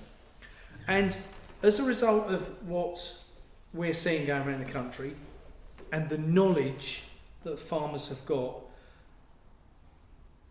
where we went to Paul's the other day, Paul's now built some, like my turkey houses, but they're huge, They look like this, just on the slightly smaller scale, and grass in the bottom. And Paul's built some mobile chicken houses as well, and he's now going to be grazing through his orchards, in between the apple trees. And we're seeing all these great projects around the country, down Cornwall, right through from Somerset, through to Exeter, through to Devon and Cornwall. We witnessed the most amazing food supply chains I've ever seen. Whole different world down there to the rest of the country, what we're witnessing, right? Bear in mind, we've been up to Burnley, and we've done side to side of the country, and we're working up and down and round and round. And as a result of what we're seeing, we're starting to understand that whilst, yes, it is a shit show what's going on with the farming community, and farmers are giving up, and like we had the conversation earlier, lots of farmers have been suicidal. The problem that we've got with this the IHT, this inheritance tax, is the biggest pile of crap ever for farmers because they look at it as one thing on its own. It's another nail in the coffin. That's about the long and the short of it. If you are a farmer that is unfortunately like Ray has just died, his kids are benefiting from the fact that it hasn't come in yet. But on the other side, they've got plots of building land there, what they're now getting horrendously taxed on, because the farmer would have got that money, but it wouldn't have made any difference to him because he'd have just spun it into something else. But because it's now part of the inheritance, they've got to pay all this tax on it. Lots of things are stacked against farmers. So, how do we, in my opinion, help the farmers? And I think this is the important bit we need to all understand. So, if you go to a supermarket, anyone shop in a supermarket? Come on, don't be embarrassed, put your hands up. Yes. I need to get a tobacco somewhere. Sorry? To get tobacco. One of the things which we've seen in the past couple of years especially is the demand for good quality food. And as a result, before last Christmas, I'd said to a friend of mine, I said, Jane, what really pissed me off, and I want to do this and I want to do that, rah, rah, rah. And I said, well, all we need is a simple website that the farmers can advertise on and the customers can find the farmers, and we can quite simply get to the point, we can just cut out the supermarkets. Yeah. Easy. And a few days later he rang me and he said, just go to this website, foodfindershub.co.uk, and just check it out. And I was like, that's brilliant, whoever set that up's a genius. He went, we did. Did we? He said, well, you told me what you wanted and I just put it into place. It's good websites. And we launched it, and within 28 days, 7,000 members of the public signed up. Wow. 300 farmers joined. And we, at that point, well, I went,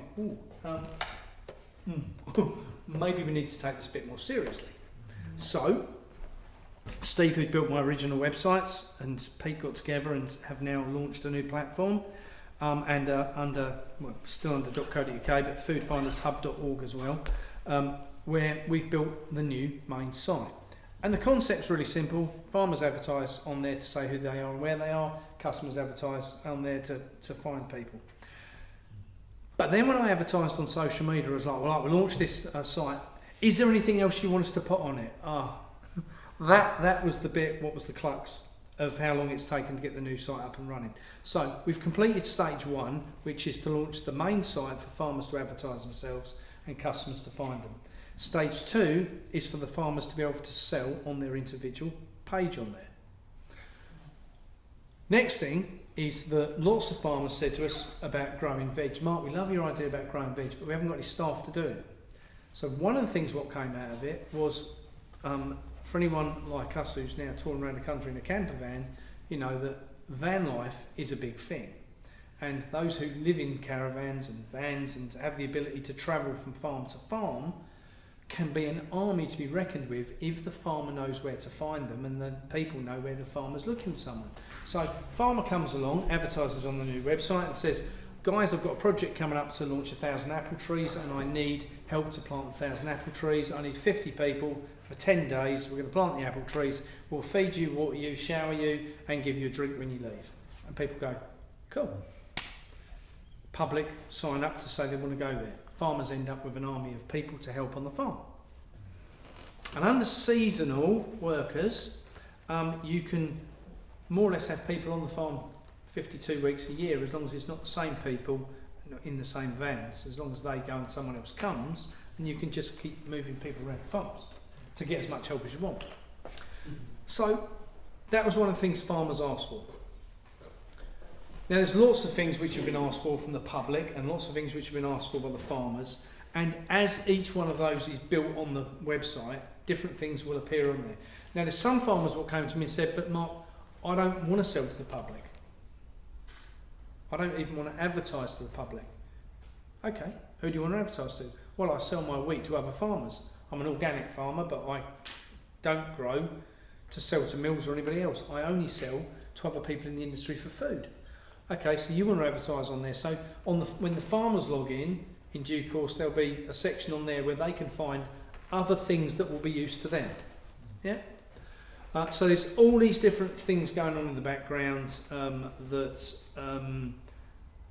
are slowly coming together on the website. And that, for me, and I'm not saying it's the only website out there, please don't take me wrong, but it was the missing link between the farming community and those who want to sell direct to a farmer and to a customer, and the customers who want to buy direct from a farmer.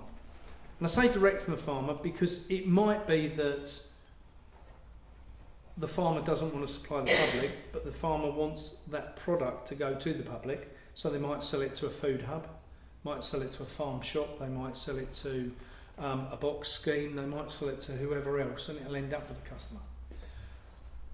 Now, in a minute I need a favour.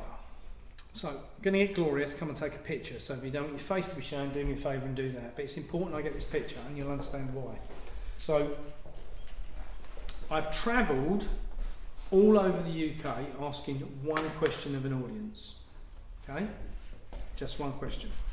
And as yet, I have not got the answer I want.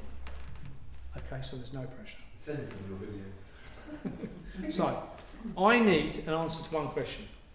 Can I please have a show of hands for anybody in the room that would like to buy chemical-free food directly or indirectly from a farmer and support the farmer rather than the supermarket? Can I have a show of hands, please? Okay. All good? Yeah. Thank you.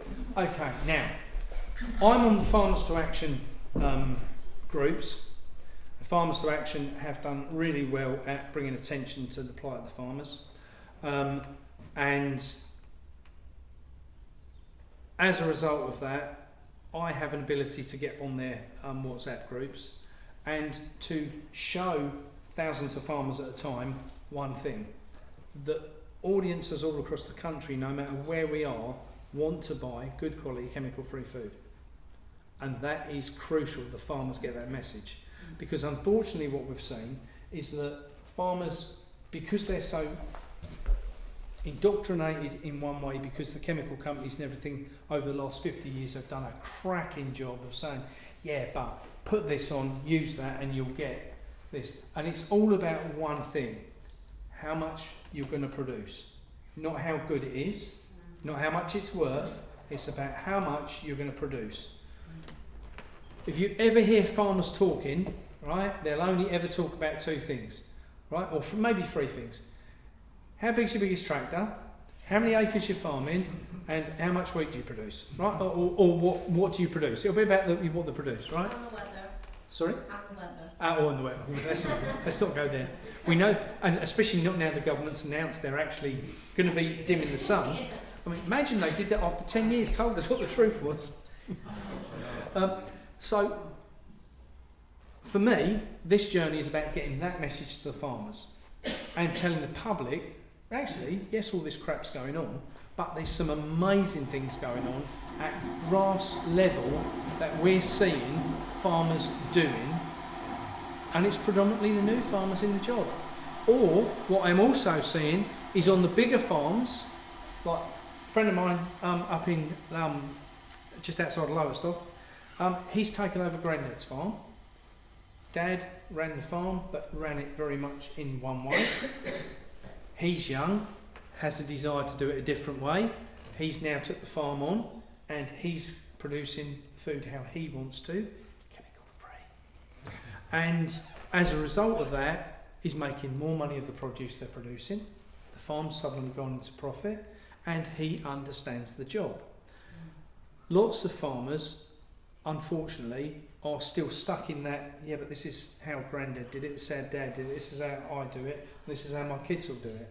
And unfortunately, that mentality has got to stop, because that is what is going to put them all in the ground, unfortunately. Everything they've been doing for the past 50 years is how the government has got them reliant on subsidies. It's how the WEF has got control over them, and it's how DEFRA can do exactly what they want to them.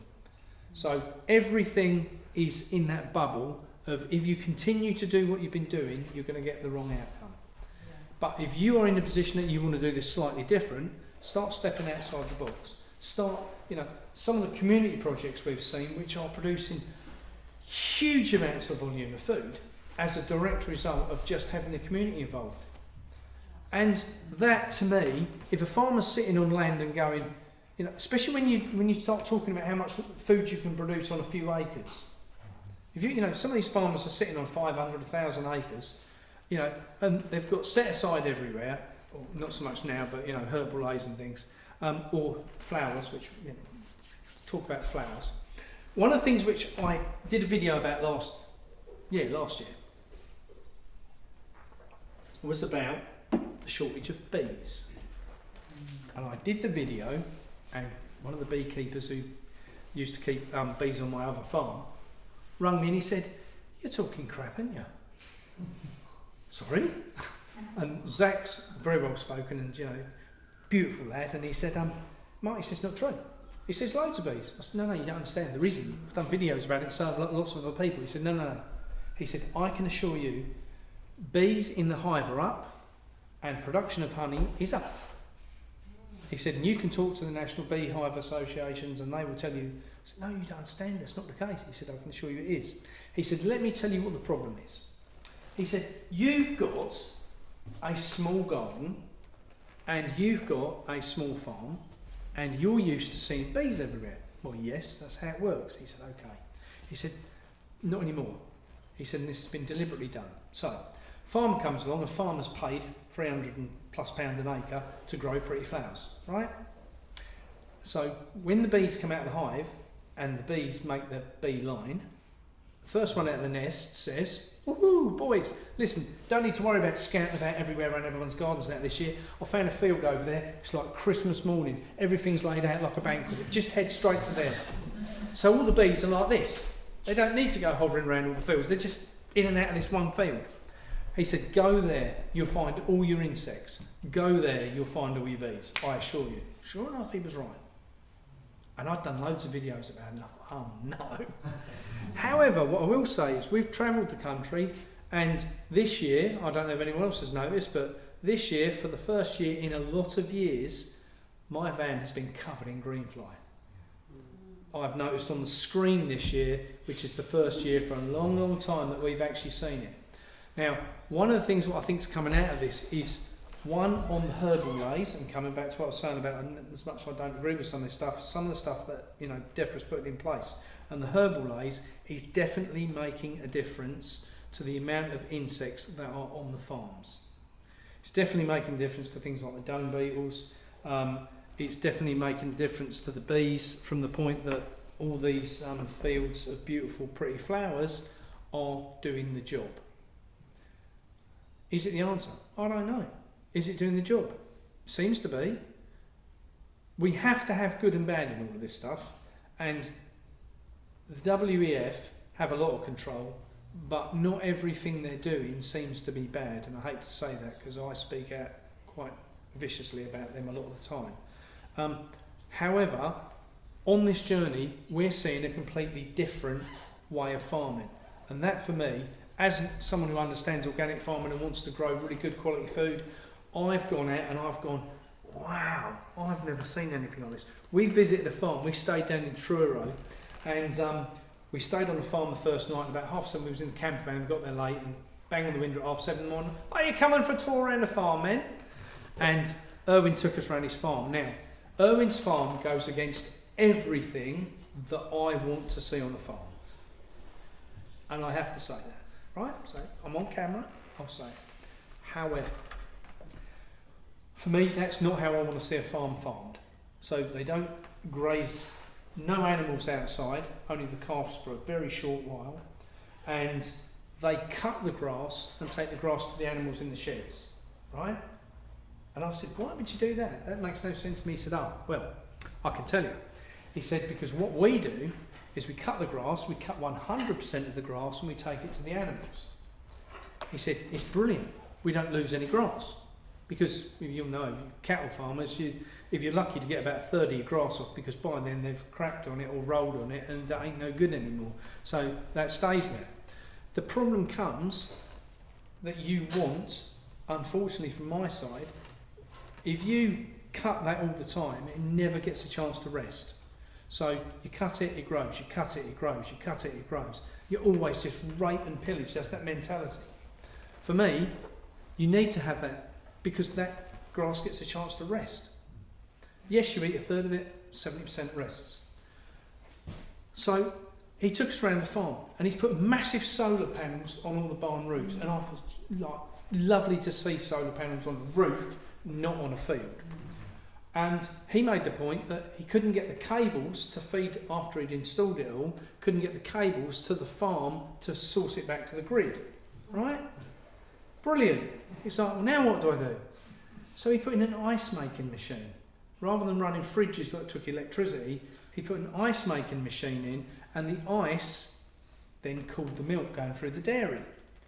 So initiatives. Then he was looking at the slurry tank and said, so they now put a separator on the slurry tank. So those who know what a slurry tank is, yeah?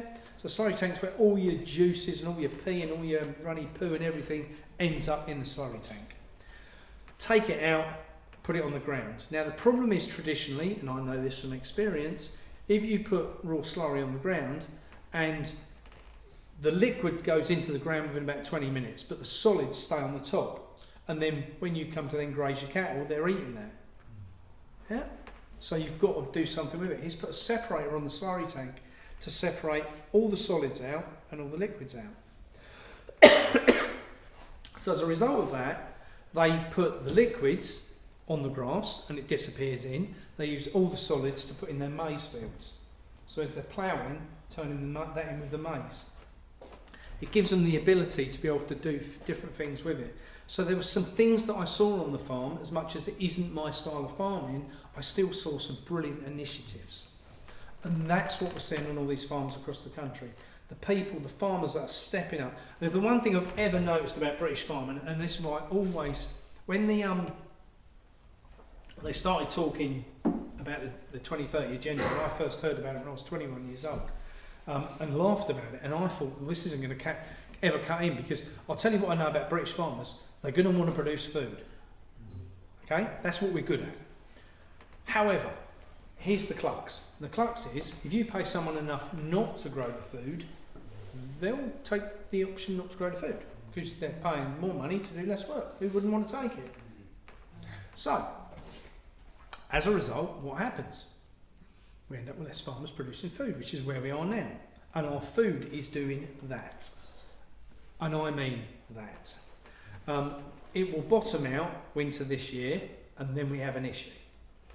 Now, so how do we stop that happening? Because for me, that's the bit what this journey for me is about, is I believe that our food supply chain will hit the floor within the next 12 months.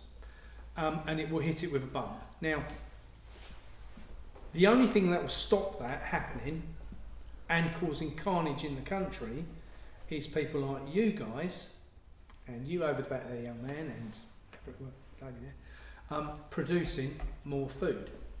It's because when the supermarkets bum out and haven't got anything in the system, what we need is other people that can be putting stuff into a new system in the meantime.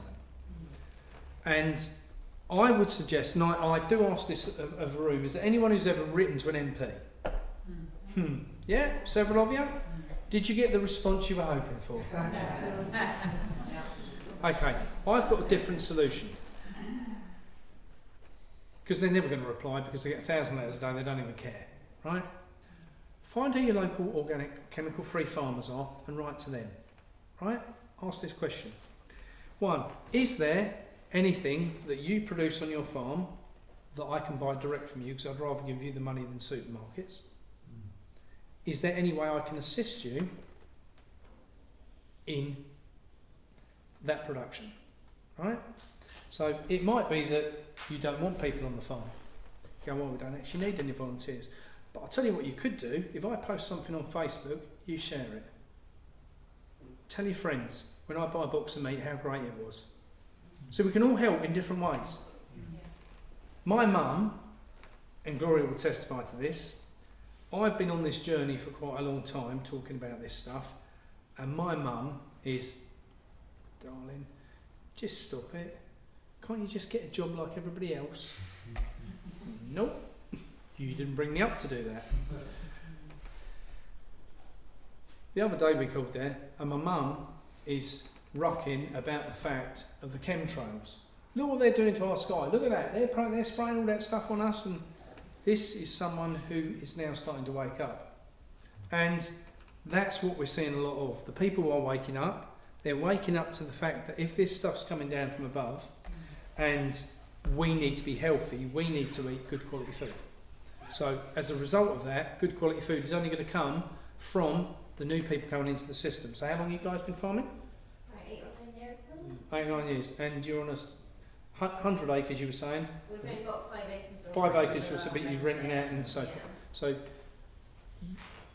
you are, from where I am and what I'm looking at, the perfect example of the new style of farmers, right? Because unfortunately, and let's make a point here. So you're renting 95 acres, yeah? Approximately. That 95 acres is as a result of you offering a farmer a fair price on the land that they're going to get. If they was to put it down to something else through a scheme, let's say, stewardship program of some description, they have a value, and that value, providing you can come to more than that, because that's about what it comes down to, fair, isn't it? Yeah. But those farmers who have got that land are now starting to look for those people like yourself that want to do something else. Now, it's also fair to say at the minute that beef especially is worth a lot of money. Almost £3,000 a cattle. Right? That's a lot of money if you know anything about farming. Now, there's 2 reasons for that. One is because the amount of animals in the country is depleting. That's deliberate. The other thing is because people don't know a lot about this, but the likes of Bill Gates, George Soros, the Clinton Foundation and everybody else who have this big pot of money have been going around all the auctions over the course of the last 2 years buying up all the breeding stock. And that's why... Sorry? I think they've just been sent to slaughter, you'll find. I don't think it's been exported at all. I think it's just been sent to slaughter to just remove it. That's kind of what happened to like the food. They just burnt those of food for the sake of it, you know. And like, Absolutely. yeah. So there's lots going on in the farming side, and I would suggest you get to know your local farmers sooner rather than later. So for the people in the room, gentlemen at the back, you guys, anyone else who produces food, I would make sure people know how to find you and where to find you, and to start from your side, how many cattle do you produce a year? We're still very small scale, so this year will be the most we've ever done, which would be 5 finished. Yeah. But we're hoping to like. Which is still a lot of meat for those, you know. Our aim is to get to finishing 20 animals. Yeah. And then lamb as well, and possibly some Do pork some as well. pork as well. So Are they vaccinated? We never vaccinate any of our animals. It's very rare to find a cow that's not vaccinated. yeah, absolutely. We're Very lucky rare. that our vets are on board with that. Pumpkin yeah, seeds. I say that about other farmers around us. Pumpkin seeds. Now, see, from my side, if it's going to hit the ground, the only thing that stops the carnage and the anarchy coming out of the food shortages is the fact there's other food starting to come through the system. And that's got to come from the new style of farmers, the new people that are coming into the job, the ones that are now starting to buy land, grandchildren taking over the farm, all the people that want to understand what sustainability really means, what food sovereignty means. All these things, what unfortunately along the way we forgot about, and the government has no interest whatsoever in understanding what our food sovereignty means. They have no desire because they're filling out the 2030 agenda tick box. Are we reducing the amount of animals? Yes. Are we reducing the amount of food? Yes. Tick, tick, tick, tick, tick. So the difference has to come, and we are the ones who's got to make that stand. Right? And I would say to anybody at this point in time of where we are in our history, it might be a really good time to put on your big boys and big girls britches, right? Because if we don't stand up and do something about our farming community now, we ain't going to have one in the future. Because if we lose the old farmers, and this is where my problem with it lies, the old farmers, like Uncle Ray, are the ones with the knowledge. They've got so much wealth of knowledge behind them. I know a lot. Do I know everything? No, 100% not.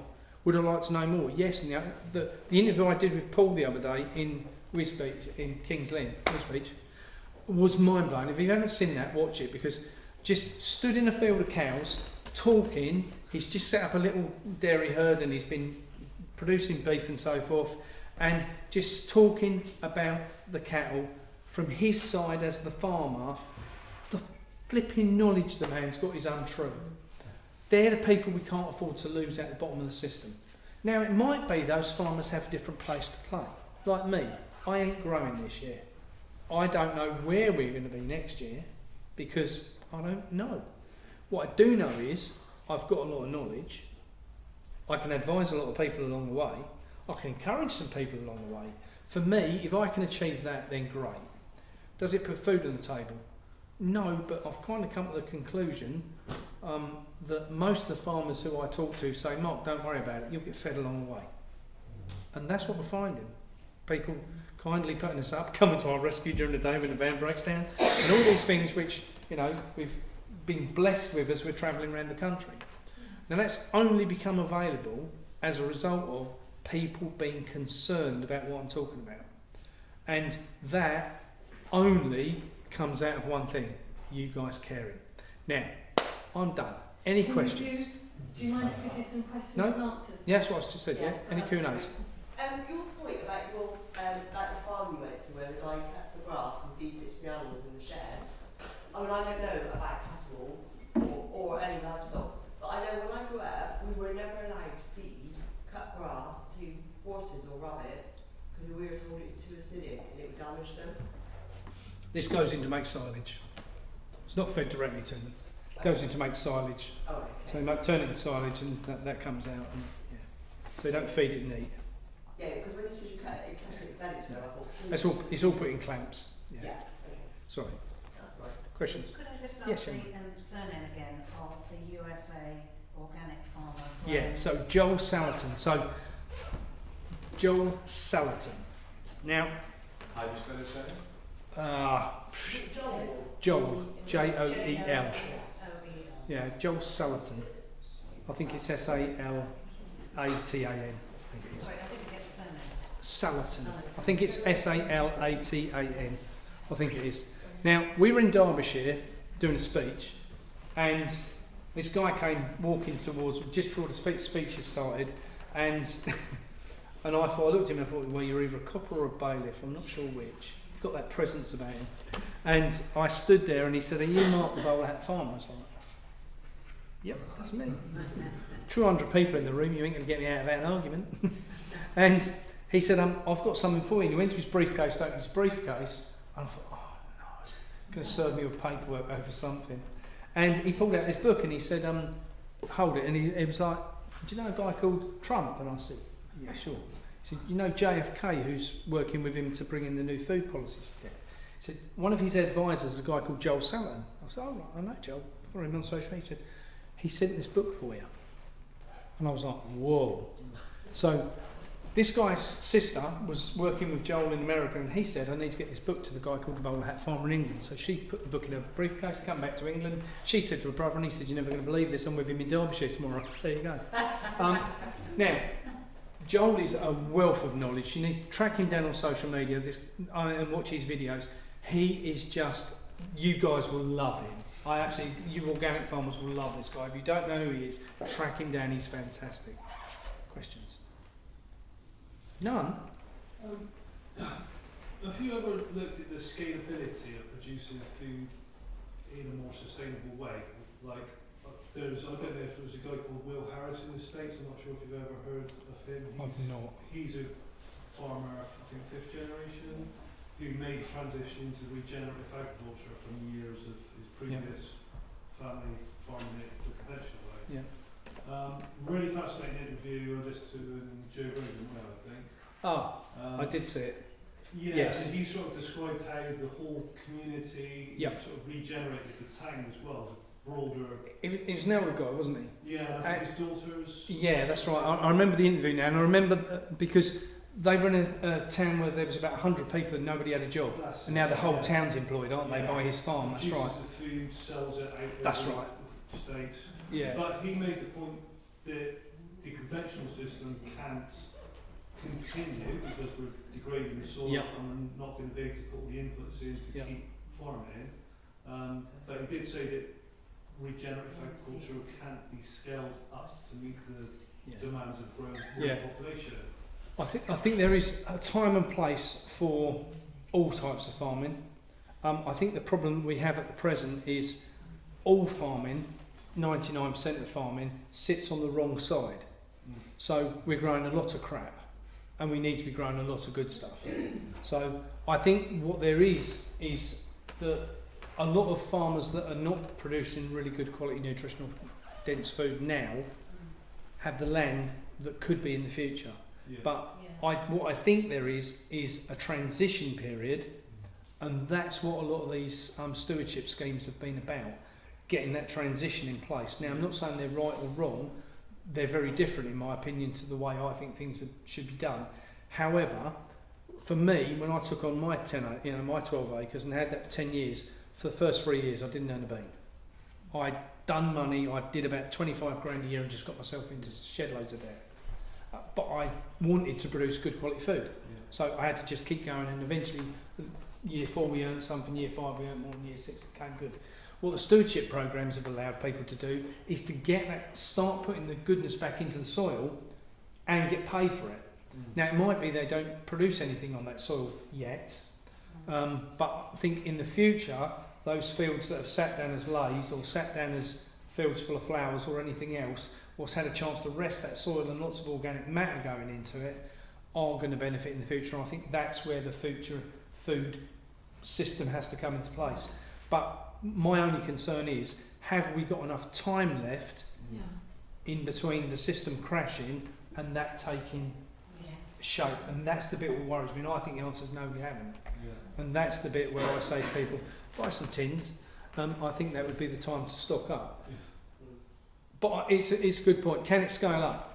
I think what we are seeing is that there is a lot of farms that are scaling up on smaller scale, like yourself, that are going, well, we're doing 2, we're doing 5, we're doing 10, we're doing 20. We've got a plan of where we're going. I think that food's coming through the system. Is it coming through quick enough? I think the answer is no. Now, at this point, we can still import all this stuff. You know, does anyone eat New Zealand lamb? Come on, talk to me.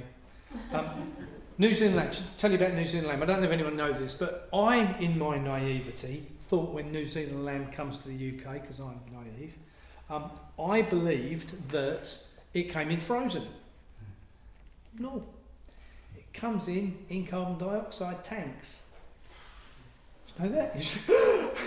They bring it in carbon dioxide tanks, and what they do is they bring it in a tank, and then when they open the tank, the oxygen gets to it, and the timer starts ticking on how quick the meat's going to go off.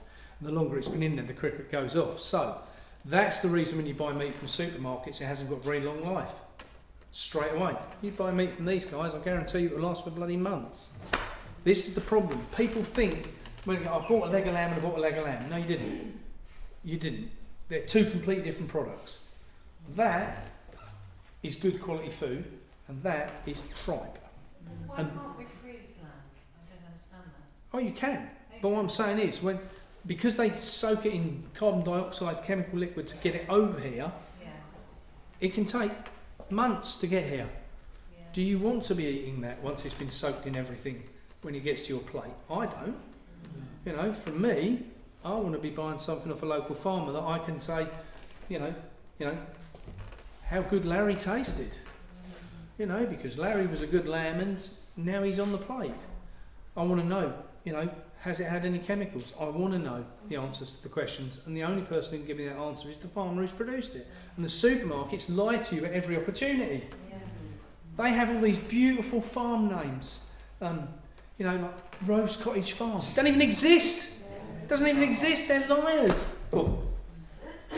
I think we can say that, and I think what you said about the paramagnetic, that's alongside like C90 or the basically the 96 elements and minerals. I think if you create a periodic table in the soil, and electroculture and the basalt, we actually create our own electro to oil field within this system, and the more you spread this and how other people connect with the basalt through what you're saying, the chimney chambers, I think we are going to get to the point where we have more than abundance. And I think you'll find in an acre, we think, you know, you might have to feed maybe 5 people, you're going to come to like 400 people. I agree. Of the electroculture. Yeah.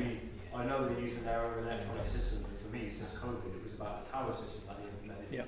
which has obviously stopped all the boats that having issues. And I've seen growing like different plants. I've had issues myself, and I'm like, I know it's not just you know, it's not what the soil is. It's they're modifying the electromagnetic frequencies. Absolutely. Using the electroculture, we can completely override their systems. 100%. And it becomes like the pyramid systems. If we look all over the world, there's pyramids everywhere. Everywhere. Doing the same thing, they all linked electroculture style. Yeah. And that's how we protect our grid. Yeah. That's what I feel like what's happening. 100%. They're afraid because you're doing what you're doing and we're all doing what we're doing. It's happening. I've seen in Gloucester, there's no organic food. I'm fully organic. I know, you know, I don't agree with organic myself. I think it is a coin. Yeah. But for me, it's like there's now a fully organic, biodynamic agriculture system, growing project in Gloucester, in my home city that I've lived my entire life. And I've come over to Stroud, I've been a part of a Stroud community agriculture, and I'm like, I just can't believe this is all actually happening. So it's definitely moving. I mean, you just can't deny it. We're coming back to community, and I think we're going to. That's the important bit. We're going to try and send money, because the reality is, I think the money buying all this stuff is pointless. If I can help people and we can all help each other provide, you know, internally, what's the point of the money? There's no need for it. The electroculture, the electroculture was something which blew my head, and it was all a bit woo-woo, and I was like, that's nonsense. And beautiful copperwork. But when you start looking into it and you understand that the guy who first came up with the idea of who patented the towers and things, you know, the aerials and different things, in 1921, I think it was, Andy was saying, was it 1920 something, they had 1.2 million of these sold. This is not technology that is a bit wary-fairy. This is something that they only stopped it expanding by the Second World War starting, because they then had to go around and take everyone's aerials because they needed the metal for the war machine, right? Electroculture, if you haven't heard anything about this, honestly, there's people out there now, there's some guys which I'm working with that are mind-blowing in this stuff. You guys sat on a talk the other night, didn't you, with Andy, who's one of the guys who installed mine, and you know, he's now starting to go around the country doing different talks and things.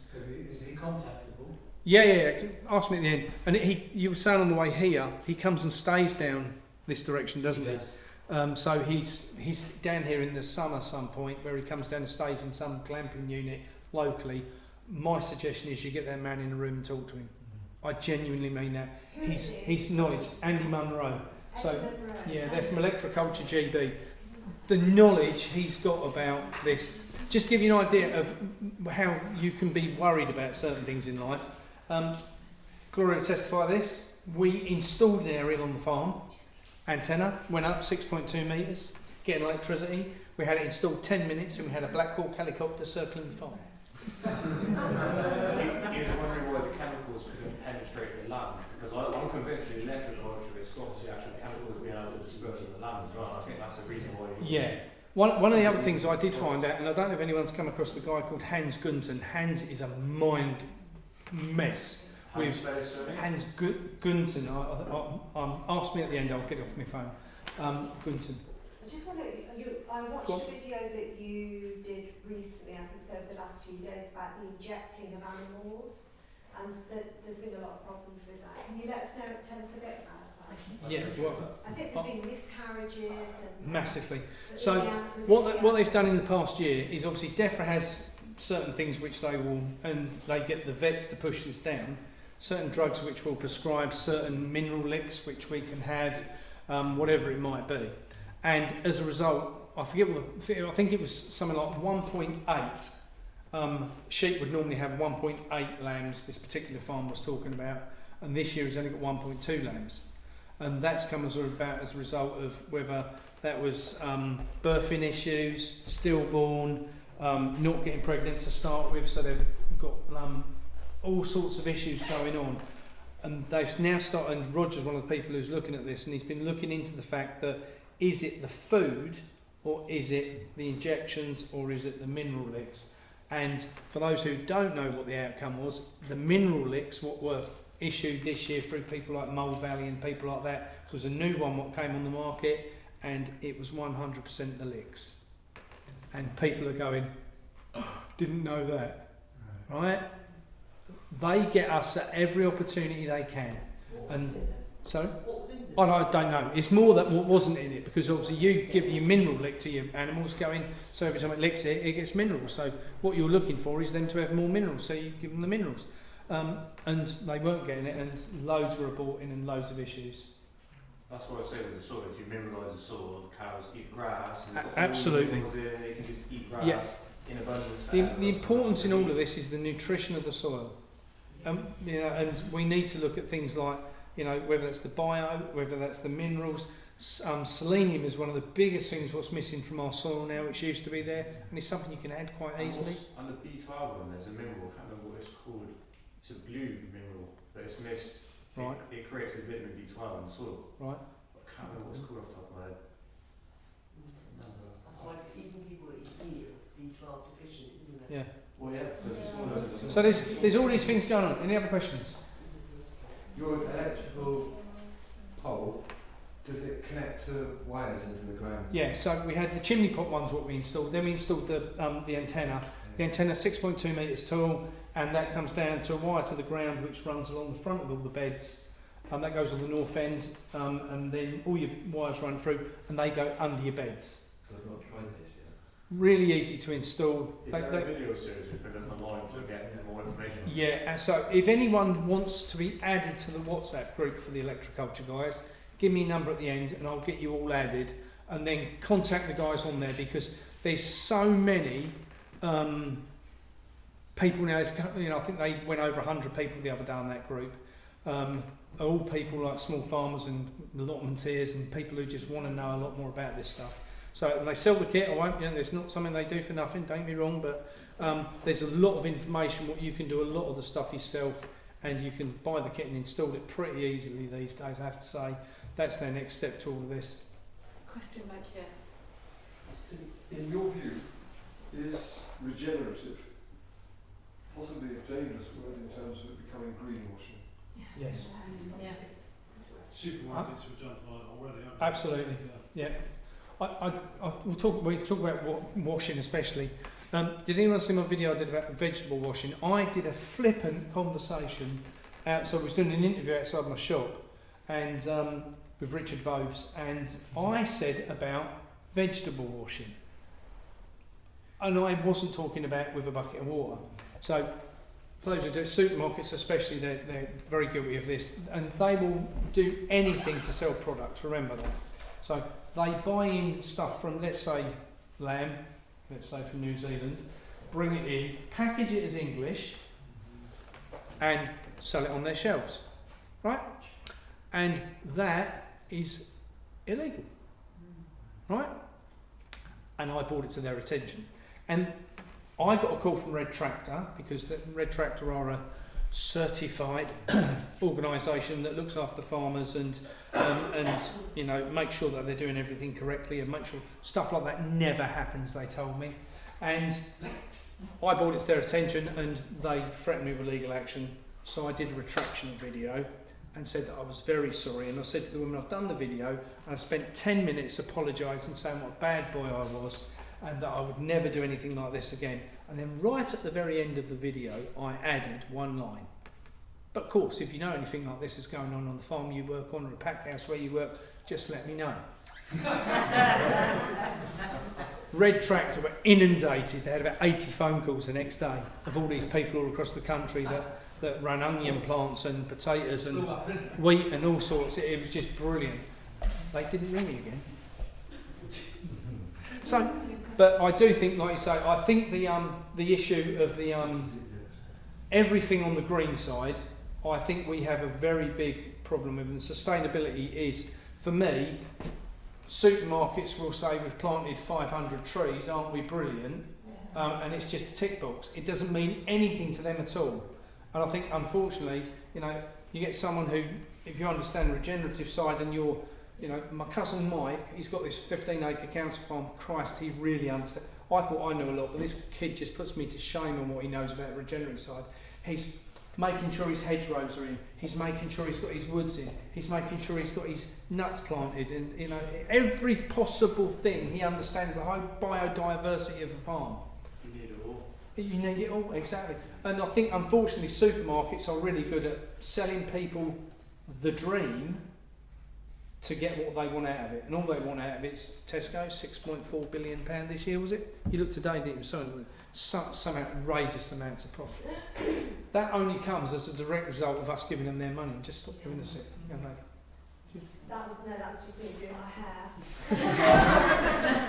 I was basically, so I was saying to my friend before about certification. I'd like to see, you know, because I actually live fully organically, apart from, you know, I understand it's not as clean as it can be, but why can't we create our own community certification? Because I think organic, I know like the person who's third in charge, it's a fucking joke, you know, it's just a complete con. They say you're like 70% organic, and I'm not, if I want to be fully organic, that means I don't want chemicals, don't want additives. Yeah. I want the organic, the natural stuff that was grown from the wild. Yeah, I think that the new levels of certification are going to come out of this personally. That's my opinion. The highest standard is what you're... Yeah, I think that's where we're going to get to. I used to have a guy come to my farm, and he said to me, he said, elder guy, and he said, I want to buy some organic veg, and I said, I don't produce organic veg, I produce chemical-free veg. And he said, well, that's what I want. He said, can you promise me there's nothing gone on there? I said, 100%, yeah. He said, that's good enough for me. When I got talking to him, his mum started the Soil Association. And I was like, see, but surely you want organic food? He said, no. He said, I don't. He said, I want someone who can look me in the eye and tell me there's no bloody chemicals on it. He said, the problem is, he said, for me, the certification isn't worth the paper it's now written on. I know there's one particular farm near us, they have a 5-acre field, what is 100% organic. It gets tested every year. They've got thousands of acres, what they grow veg on, and it all gets sold through that 5 acres. And that is absolute nonsense and shouldn't be allowed. And this is what we're up against, you know. And that goes into the supermarket chain. And Lord, whoever who owns this farm, I won't name him, but it's in Thetford. You can look for yourself. They're all in on it, the whole lot of them, and they don't care. The paperwork it's just. Did it come from that farm? Yes. Is that farm got organic status? Yes. Tick.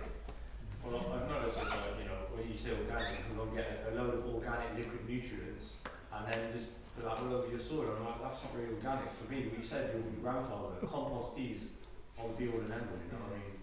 Yeah. I think the unfortunate thing is we've forgotten.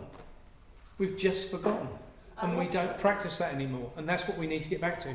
And also, we've had so much indoctrination mentally, haven't we? People overbuy stuff. Like, so we talk about how much food there is in supermarkets. Probably 50% that gets thrown away, either by the supermarket or by people that buy it but don't eat it. And as soon as the food system does that, like you say, there will be people buying everything because they're worried about going hungry, so they'll make sure that other people do starve. Absolutely. They'll just look after themselves. One thing I love about supermarkets is they've got this aisle, right? They've got this one aisle and it's called the healthy food section. What's the rest of it? Go on, young man. I have a very different experience of certification to you. We've farmed organically for nigh on 50 years. Wow. We've been certified for all but a few years of that when we were not farming. And we got a spot inspection 6 weeks ago. Because they had spotted in our farm garden area where we grow vegetables for 15 families. We had half a bag of non-organic compost, and they picked that up through the inspection that happened on our 120 acres of grassland, beef, lamb, firewood and so on. So I think the certification business does have teeth. I'm not saying that it doesn't need to have more teeth. And I think there are better ways of doing certification than we currently do it. But I think it's really important so that we don't go down this thing, well, it's all the cons, so I'm not going to take any.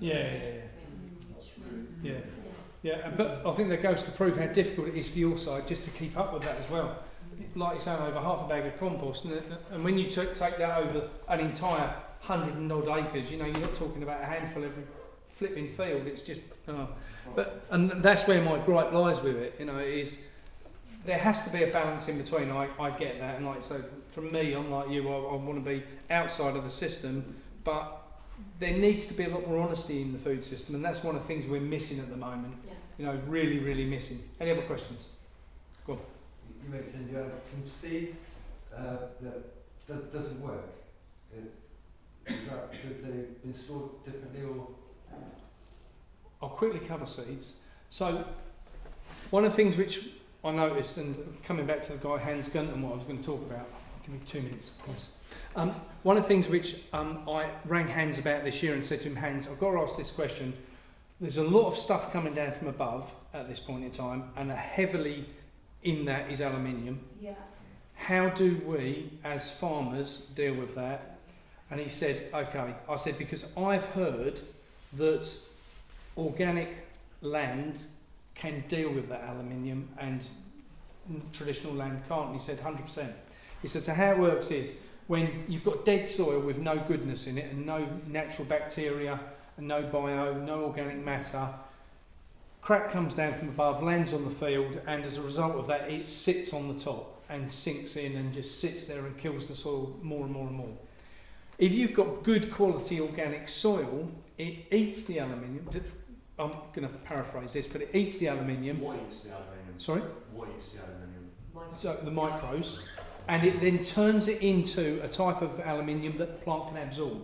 So rather than going from a solid metal into how it can absorb it. So he said, if you've got really good, nutritionally dense organic soil, it will deal with all the aluminium you throw at it. He said the problem is across 90% of the country, the soil's dead, so it's just piling up. That is another thing which is definitely adding to the sheep, and not just the sheep, the cattle, and anything at all, not giving birth properly, I think. Just to expand on that, last year I had a conversation with a guy to drill a borehole on our farm, and we were discussing, he's been doing it for about 40 odd years. He was talking about filtering the water. He'd do a sample once he's drilled the hole, send it off to a lab, get it tested to work out what filtration we will need. Been there. He said, the thing I seem to be finding all the time at the moment is aluminium. And he said, I haven't been finding it up until about 5-6 years ago. So he checked with his lab to see if they had changed anything. He said they're doing exactly the same tests. And all the other people in his industry who spoke to them, they all noticed the same thing. Aluminium level seems to be the higher thing that they need to filter. Yeah. And we know where it's coming from. That's the thing. You know, but if again, organic farmers can deal with this. They can get rid of it. It's not an issue. It ain't going to end up in the food because the plants can absorb it properly. The problem is if you've got dead pasture and you've got aluminium going onto it, the animals eat the aluminium. And this is the problem we're up against. Now, bear in mind that this year, our mate Billy Boy Gates bought out a range of aluminium-resistant seeds. So they'll grow in dead aluminium soil. Isn't that good of him? Any other questions? Because I'm conscious it's very late in the day. I'm thinking that later, but I know you've got like a hub and a website. Yep. Food hub kind of stuff. Is there any scope or benefit to think of, from my point of view, if there was like a subscription thing where if I knew I was paying something straight to the farmer every month, they get that. Because I know there's a lot of, in the short term, there's a need for farmers to feel trusted with us and them. Is that something that's talked about? Some farmers are doing it. Some farmers you can buy a cow up front. A load of you get together and buy the cow up front when the farmers produce the cow. It's already you've paid the farmer up front for. There's loads of different schemes out. I think one of the things that I've set up a CIC, a community interest company, and one of the things we're now starting to do is fundraise for that, so we can buy land and set that land into community projects. So that's one of the things we're now in the process of doing. I think, there's lots of answers out there. We've all got to work together and find out what they are. Any other questions? You had one. I was just saying, obviously you said about the microbes eating the aluminium, but I was obviously thinking about, you need the mycelial network to actually then host, to actually be able to harbour and allow the microbes to exist. Without that, it's all... Yeah. And this is a problem with dead soil. There ain't nothing. Well, there isn't. Any is there? No. There's no fungus, no mushrooms, nothing. Yeah. Okay. It's 9:30. I'm conscious of the time, and these good people have got to get me home because I can't get there otherwise. I want to. We really appreciate all the effort you made to get here. It was a pleasure. It was no bother.